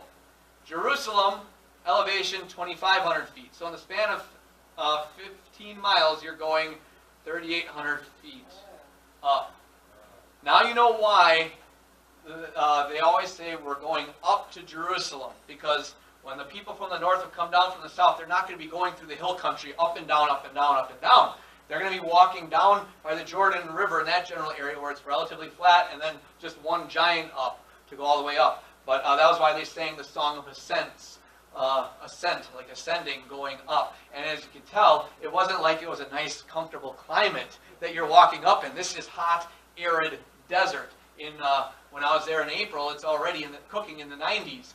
Now imagine going in one of the later feasts, like Pentecost or the Feast of Booths in the summertime, when she's got to be up over 100 degrees. It is toasty. And this is the same route, the exact same road, not the same pavement, of course, that Jesus would have been taking to go up there. They didn't build a whole entirely new road. They just maybe built on top of the old roads, but they keep those old roads. And finally, when you get up to Jerusalem, this is the first angle, the first view that you would get of the Temple Mount. I always thought it was that view that we saw at the opening with me in front of the Mount of Olives, or on the Mount of Olives there, where you're coming directly from the east and not from the northeast. Learned something interesting there. Getting to the Mount of Olives and the Garden of Gethsemane, here's just a picture out. Now you can see how much farther back that Dome of the Rock was. And I always said he must have been using a telephoto lens for the group picture.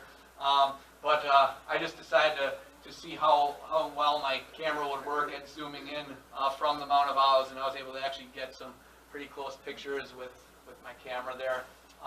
You got the olive trees that are still there, as you can see here. Not as many, of course. There's a lot of graves there. They believe that the reason why there's those graves there is there's a Jewish tradition that Jesus, when he returns, or when the Messiah comes, I should say, they don't believe Jesus is the Messiah, but when the Messiah comes, that he will come from the Mount of Olives toward the temple, and those closest to him will rise first. And so that's why you have all those grave sites there. Speaking of grave sites, you also have what is most likely the earliest Christian grave site. And does anybody know what these boxes are? Mr. Know-It-All. It's the bones of the dead. Yes. Do you remember? In those boxes contain the bones of the dead. Do you know what the box is called? Ossuary. Called an ossuary. And one of those ossuaries, not from there, it had already been taken out of there, had a unique inscription on it. Yaakov bar Yosef Achui de Yeshua. Literally, James, the son of Joseph, the brother of Jesus. Some people want to contest whether or not that inscription is authentic, but the patina on the inscription is consistent with the patina on the rest of the ossuary itself, and you can't fake patina. And so, in my opinion, and now granted, I'll admit I'm biased, but in my opinion, it is genuine that this is the ossuary of James, Jesus' brother. Dave, do you have a question? Yeah, that Pentecost text, was that called an Obelisk? Right here? Or right here? Oh, this is just iron bars to keep people from getting in, because that was the problem. That's how that ossuary got nabbed out of there. There weren't bars in there. Yeah, I'm just up really close to it. But I can understand why you would think that might be an obelisk. Now, why would we think that this could be the actual remains of Jesus' brother James, or half-brother really? Well, yeah, there probably was a number of Josephs who had sons named both Yaakov, Jacob, James as we call it, and Jesus.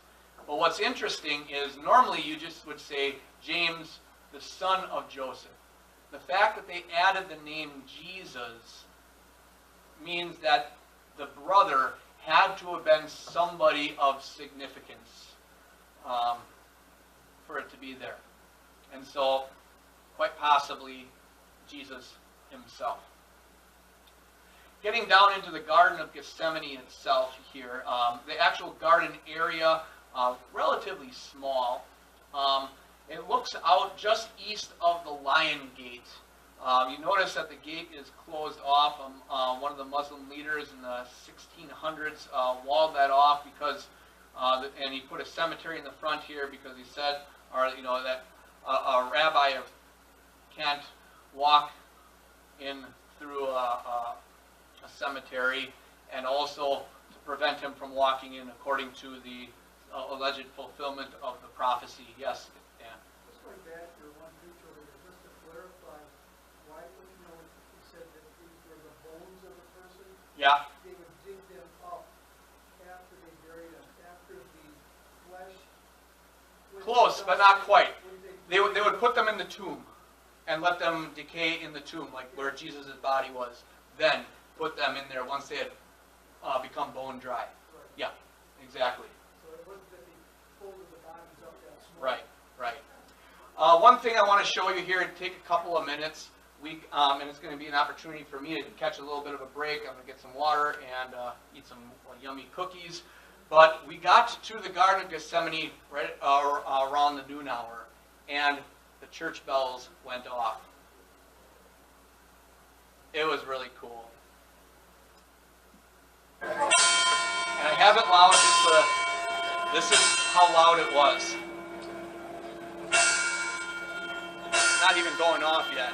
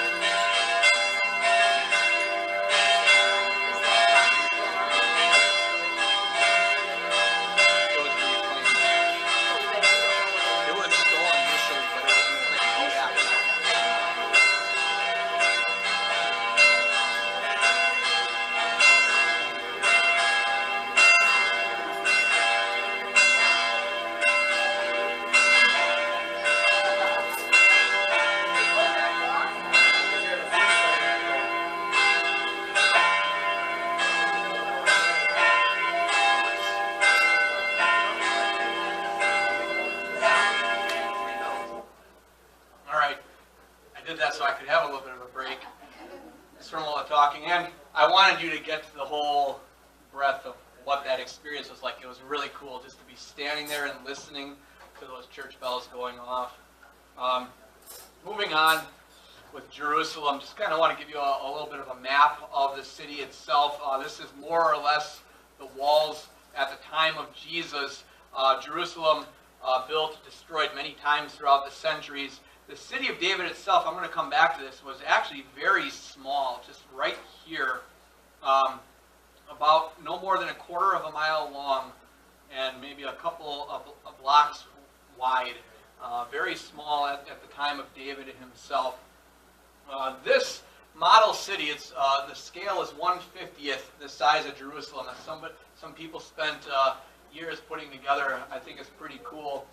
It just gives you an idea of what the city looked like, and you can just see just how big that Temple Mount was in comparison to the other structures that were there.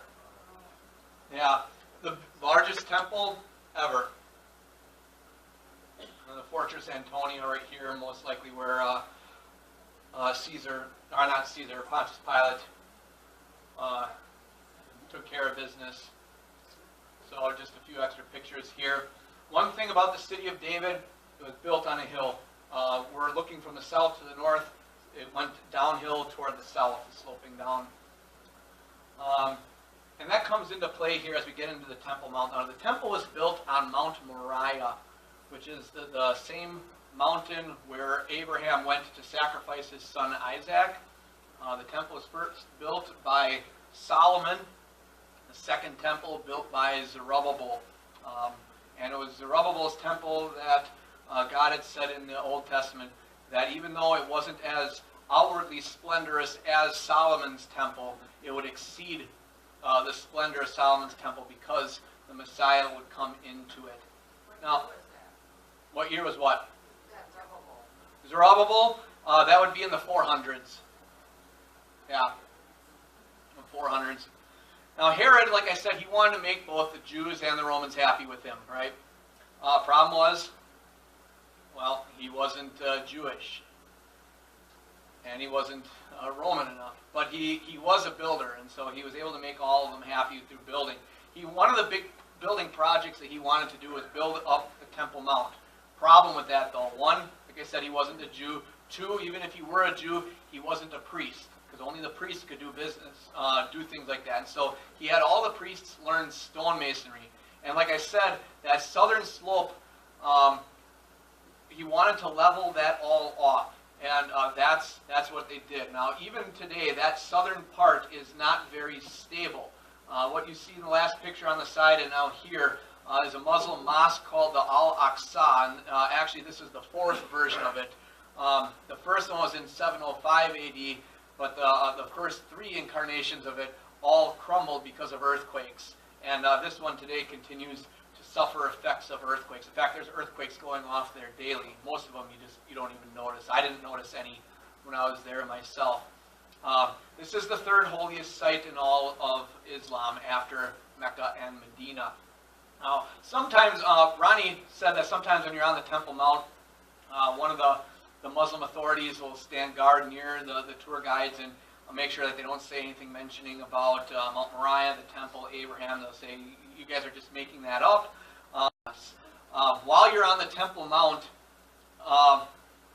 you are not allowed to have any sort of Judeo or Christian symbols. So no shirts with crosses, no cross necklaces, earrings, whatever, no Bibles, none of that. But Lego Jesus did infiltrate the Temple Mount. Funny story about that. You have to go, the Temple Mount is under Muslim control itself, but to get in there you have to go through a Jewish security checkpoint. And like the airport, got to take everything out of your pockets. Forgot to take Lego Jesus, forgot Lego Jesus was in my pocket, much less forgot to take him out. They said, could you please step back? What do you have in your pocket? And I'm like, oh crap, this is so embarrassing. Said, oh, that's cute. And they let me have it back. I almost got our whole group kicked out on account of Lego Jesus, who's actually Qui-Gon Jinn from Star Wars. I could have just passed him off as that. But anyways, he made it. He's up there. Yep. No, I bought that specifically for the trip. I came up with the idea and I ran with it. And Amaris made the little cloak for it, so it could look like these. So, yes, you can see Lego Jesus over there if you want. Just some interesting pictures of the Dome of the Rock here. Beautiful, beautiful artwork on the side of it. Before 1959, the dome was black, but then, somebody must have taken a trip to South Bend, Indiana, saw the Golden Dome there, and thought, oh, that's a really cool idea. Okay, not really. It's not what happened, but gold just looks better. In 1993, King Hussein of Jordan donated $8.2 million to have it refurbished. Before we get to that, though, how did Jerusalem become a Muslim city? Because Islam had its roots started down in Saudi Arabia. Mecca, Medina, those were the two main cities. Well, what happened is Muhammad died in 632 AD. In 661, there was a new ruling dynasty, not down in Saudi Arabia, but from Damascus, the Umayyad dynasty, that took over. And they said, well, it's cool being in charge up here, but the problem is all the pilgrim sites, all the tourism, and the business is down in the south. What can we do? And so they came up with this idea that the Prophet Muhammad, which this account is recorded in the Quran, that he flew on a winged beast and he came to a city. Now, in the Quran, it doesn't mention that he came to what city he came to.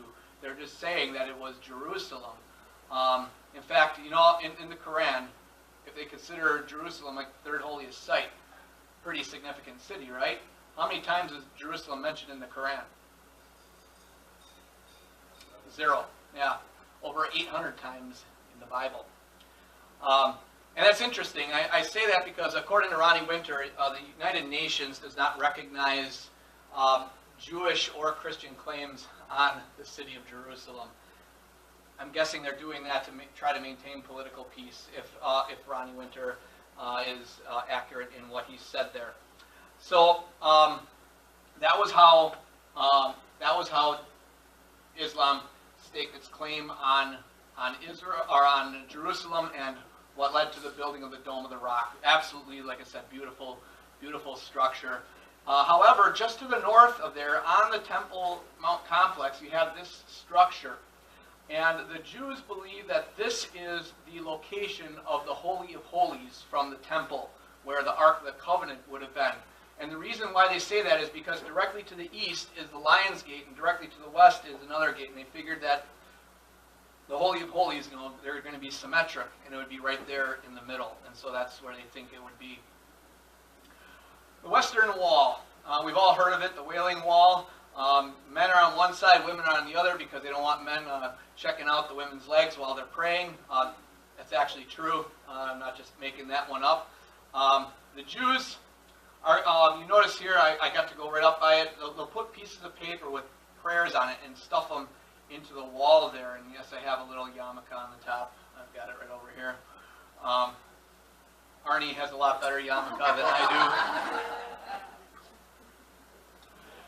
You'll notice the different sizes of the stone in the wall. The big ones down here, this is from the time of Herod. This is his temple. The ones next are around from 1100 AD. These are from the time of the Crusades. Then the Muslims in about the 1600s, I believe. That same guy who walled off the Lion Gate. And then, of course, the Jews, when they reclaimed Jerusalem, they had to get the final say in and put the last layer up on top.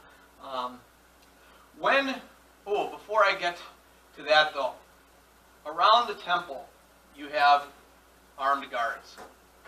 All of them with M16s. And although I have a picture of the men here, it wasn't just young men, it was young women as well. And I'm going to get in trouble for saying this, but I'm going to be dead honest here.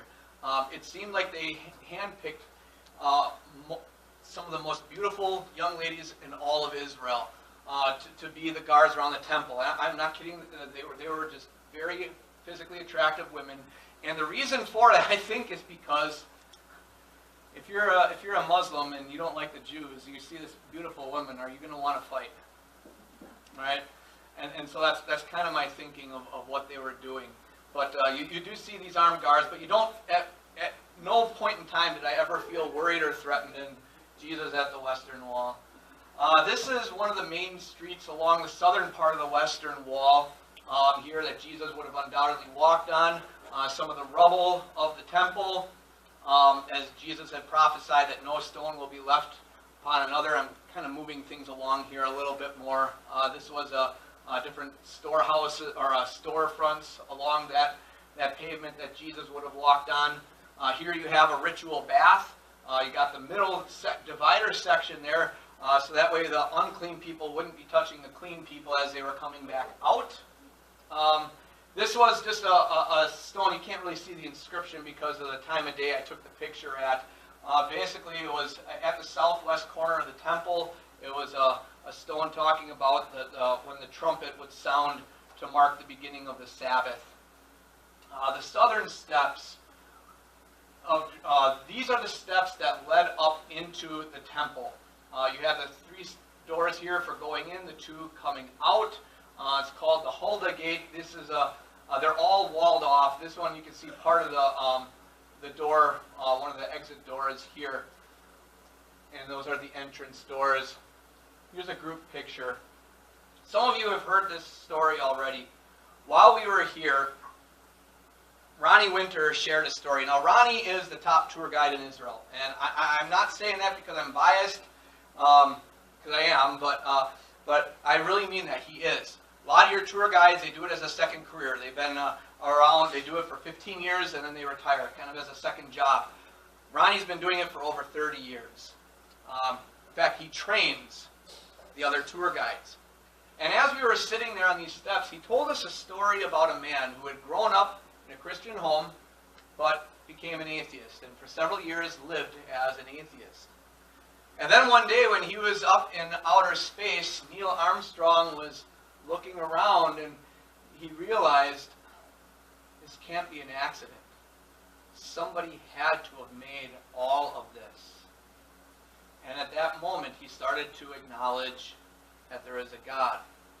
And over the next several decades, his friends continued to work on him to become a Christian. And as part of that, back in the 1990s, they took him on a tour of Israel, a privately guided tour, and Ronnie Winter happened to be his tour guide. And he said to Ronnie, "I want you to take me to a place where we know that Jesus has been." Ronnie thought about it.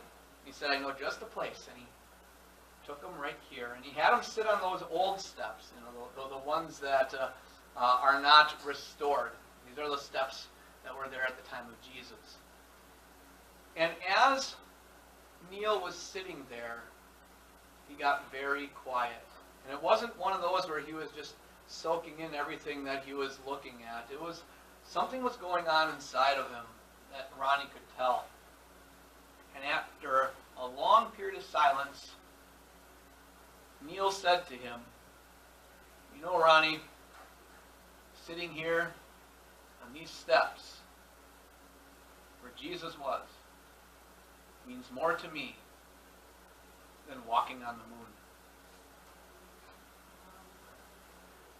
Years later, about 5, 6, 7 years ago, whatever it was now, when Neil died, Ronnie called up his wife to express his condolences. And you don't forget a guy like Ronnie. He is an excellent teacher. He knows how to share the information in a way that's memorable and humorous at the same time. She remembered Ronnie, and she said that in Neil's study he had a table, and on that table were a number of books, and there was also a picture in a picture frame there, but it wasn't a picture of him walking on the moon that we're so accustomed to seeing. It was a picture of him sitting there on those steps. That's what meant the most to him. It's Christ. Not much I'm going to talk about here. The pool of Bethsaida, you can see just how far down it is these days. That is all the different years of building one on top of another on top of another. This is where Jesus healed a paralytic. Hezekiah's water tunnel and the pool of Siloam. When the Assyrian Empire had destroyed the northern kingdom of Israel, Hezekiah knew that his land was going to be next, and he had to prepare Jerusalem for that attack. The problem was that the Gihon Spring was located outside the wall. How do you rechannel the water to get inside the wall?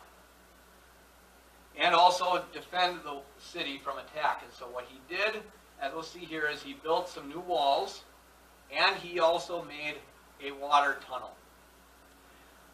Here's the wall that we have since discovered, confirming the biblical account. Before we get to the water tunnel, it was a pagan Canaanite worship place from the time of Melchizedek, about 2000 BC. But here you are allowed to walk into the water tunnel at Hezekiah's water tunnel. It's about a half a kilometer long. You're walking like this. When you first walk in, the water comes up to right about here on me, so you're at the bottom, your shorts get wet. You need to be wearing water shoes because the rocks are very smooth and slippery. But as you can see, Dad, you remember from the Dells, Fat Man's Misery. At times, it's kind of what it was. At some times, the ceiling was nice and high. At other times, it must have been the midget brigade that was building it because, wow, even I had to duck. You're just walking through this for a long period of time, and unfortunately, I had a big wall in front of me the entire time. It's one of the unfortunate things about being a short guy. You don't get to see much, but this is what it was like walking for just over half of a kilometer through there. Pretty cool experience to actually see that. I'll spare you the whole thing. But toward the end of the tunnel, you have this inscription, among the oldest extant records of its kind written in Hebrew, using the old Hebrew script. This isn't the Hebrew script that I could read. This is the old script. And the Hebrew that you normally see is actually Aramaic, the Aramaic alphabet that the Israelites adopted from their time when they were in Babylon in exile. But basically it says this, that the tunnel and this is the story of the tunnel while ... the axes were against each other, and while 3 cubits were left to whatever, the voice of a man called to his counterpart, for there was Zada, we don't know what that is, in the rock on the right, and on the day of the tunnel, etc., etc. You can read the rest of that quickly there on your own, but just an interesting historical record that was there. This water tunnel empties out into the pool of Siloam, and you might remember that as the place where Jesus used the mud. He put the mud in the blind man's eyes and it restored his sight. For whatever dumb reason, I forgot to take pictures while I was sitting there at the north end of the pool of Siloam. Most of the pool is buried these days. You can't see it, but that northern end of it you can. As far as the city of David itself, like I said, very small part here.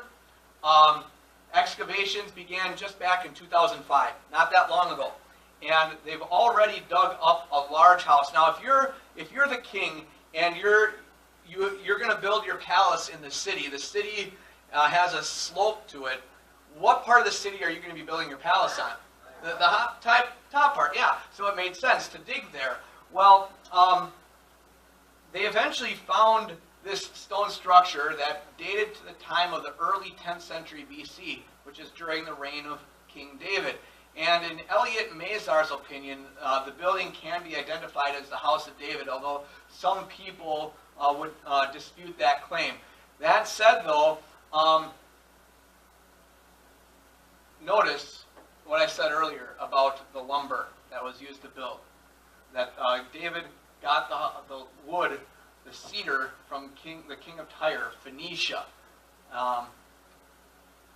This is a Phoenician design. So, matching up with what the Bible says about the architecture that was going on there and some of the work that was being done. I'm not going to cover too much about Babylon's destruction. This was a rich part of town. They found Babylonian and Israelite arrowheads. They also found a number of bulai. And what a bulai is, when you sealed a scroll with wax and you put the signet ring imprint in there, eventually when that hardens, it becomes what is called a bulai. And they found inscription, the signet rings of, mention of a couple of people from the Bible, Gemariyahu, son of Shaphan. Shaphan is the one that we know from the Bible. He was a high-ranking official in King Jehoiakim's court.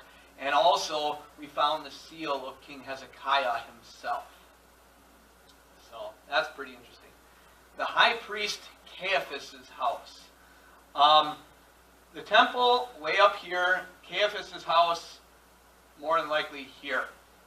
It's also called the Church of St. Peter in Gallicantu. Gallicantu means the cock's crow.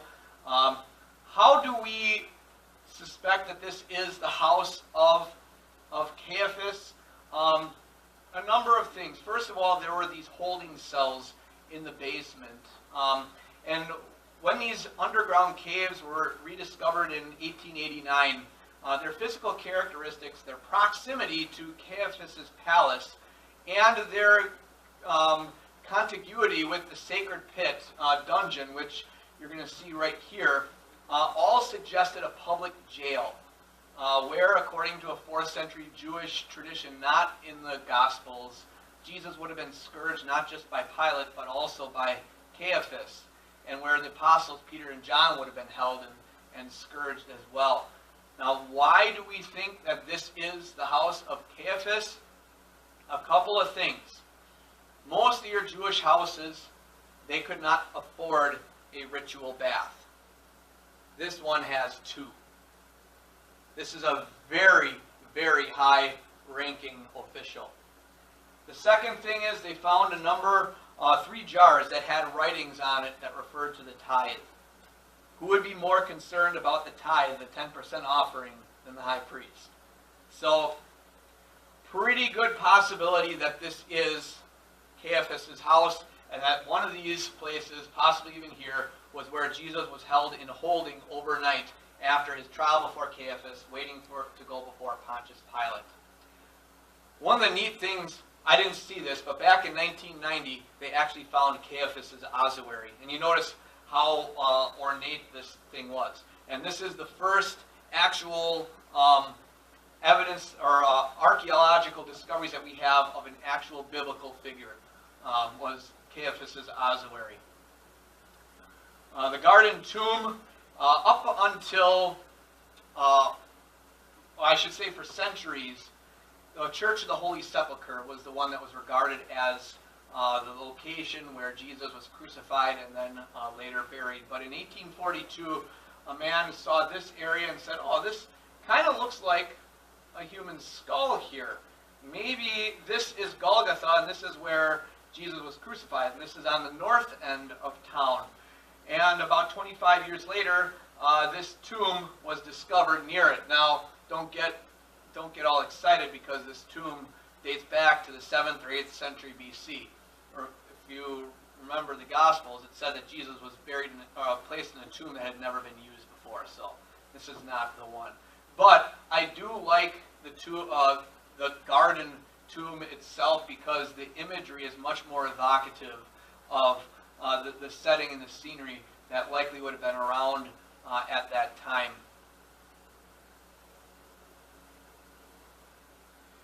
Not going to do much with Bethlehem here, other than just to show you some of the countryside. Bethleham's about 5 miles south of Jerusalem. You got a lot of famous Bible stories here, a lot of well-known people. Boaz, who was the father of Obed, Obed the father of Jesse, and Jesse the father of King David. Boaz, bad joke, before he got married, what was he? Ruthless. Yeah, some of you saw that on Facebook. His wife's name was Ruth. Yeah. So, here's a video just looking at the countryside around Bethlehem. Now you can see obviously that there's a lot of buildings built up here. When you look directly to the north, up over there, that's the direction of Jerusalem. But you look at these pictures here, and now you start thinking, and there were shepherds living out in the fields nearby, keeping watch over their flocks at night. When we think of those fields in our minds, we've always probably had the conception or the imagery of nice Wisconsin fields, right? Gently rolling, a lot of trees and whatnot. Not a lot of trees, very high hills, lots of rocks, wide open. So very, what's that? She said, "I know that." Yeah, no. Now I corrected it. All right, getting on to our last stop on this, and we're getting close to that 7 o'clock time, which is right where I was anticipating and hoping for. En-Gedi, right down here on the Dead Sea, about halfway down the Dead Sea. En-Gedi means spring of the kid, or a young goat, is what it means. And there's this lush oasis here, right in the middle of the harsh Judean desert. It was known for producing aromatic perfumes and that were extracted from some persimmon groves. You have rock springs that flow from about 650 feet above the Dead Sea down to the Dead Sea itself. You can see down toward the riverbed, lots of trees around. Got the waterfall there. We didn't go that far in.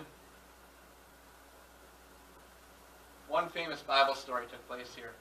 After Saul returned from pursuing the Philistines, he was told, David is in the desert of En-Gedi.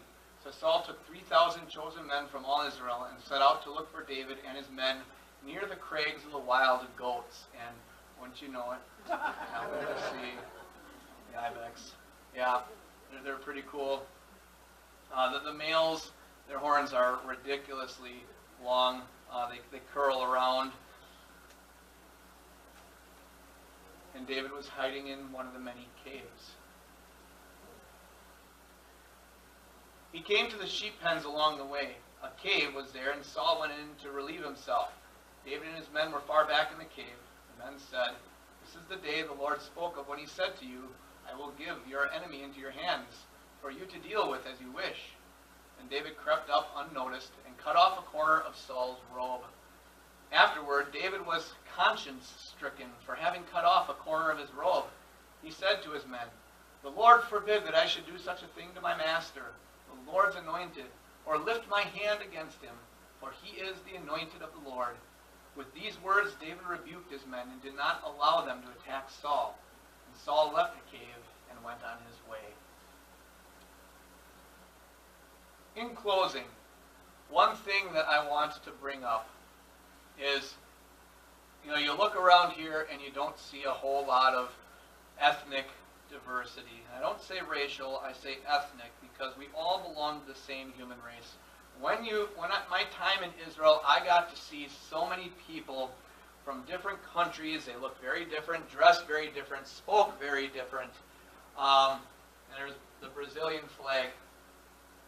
And yet, they were all there because of a common Savior for all people. And that really stuck with me, especially at the Mount of Beatitudes, which I didn't show here, I didn't cover. But I started remembering the words of one of my favorite hymns and started singing it there, and then I got it stuck in Pastor Unke's mind. The church is one from the church is one foundation, elect from every nation, yet one o'er all the earth. Her charter of salvation, one Lord, one faith, one birth. One holy name she blesses, partakes one holy food, and to one hope she presses with every grace endued. And I would like for us to close today. Just don't have to do anything, but just simply listen to the first two verses of that song, sung by a musical choir from India.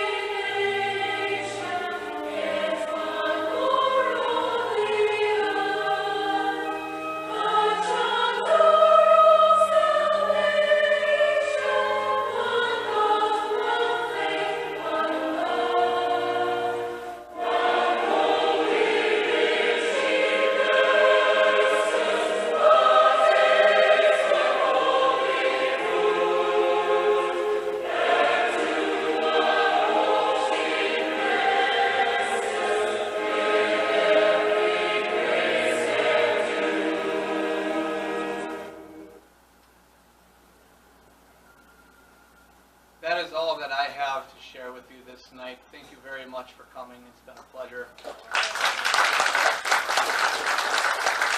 you have any questions for me at all? Yes, Joan?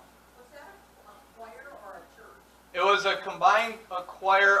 They took a number of people from, what I read in the YouTube description, a number of people from different churches throughout Chennai, India. And the best I'm guessing, and all brought them there because, wow. I was wondering why the men they were separate from the women, and that's why. Well, normally when you're singing in a choir, you keep the men and women separate But I didn't know for that vocal was a choir, parts. that's why Yeah, I wondered. yeah. Wow. Great acoustics and great voices there. Oh. I was looking for a good recording of it, but it seemed like all the recordings I was finding on YouTube, it was like distant. It was in the... Oh, heavens no, it wasn't. And then I saw this one, and not only that, it wasn't a bunch of white people either. I wanted to emphasize that global aspect of Christianity, and a bunch of people from India, where it's not easy to be a Christian. Some of the Hindus, there are radical Hindus becoming more and more prominent these days, and they are terribly persecuting non-Hindus, not just Christians, but Muslims and others as well. And so it's very difficult for them. But any other questions? I know you guys have been here for a while, so it's good to stand. All right.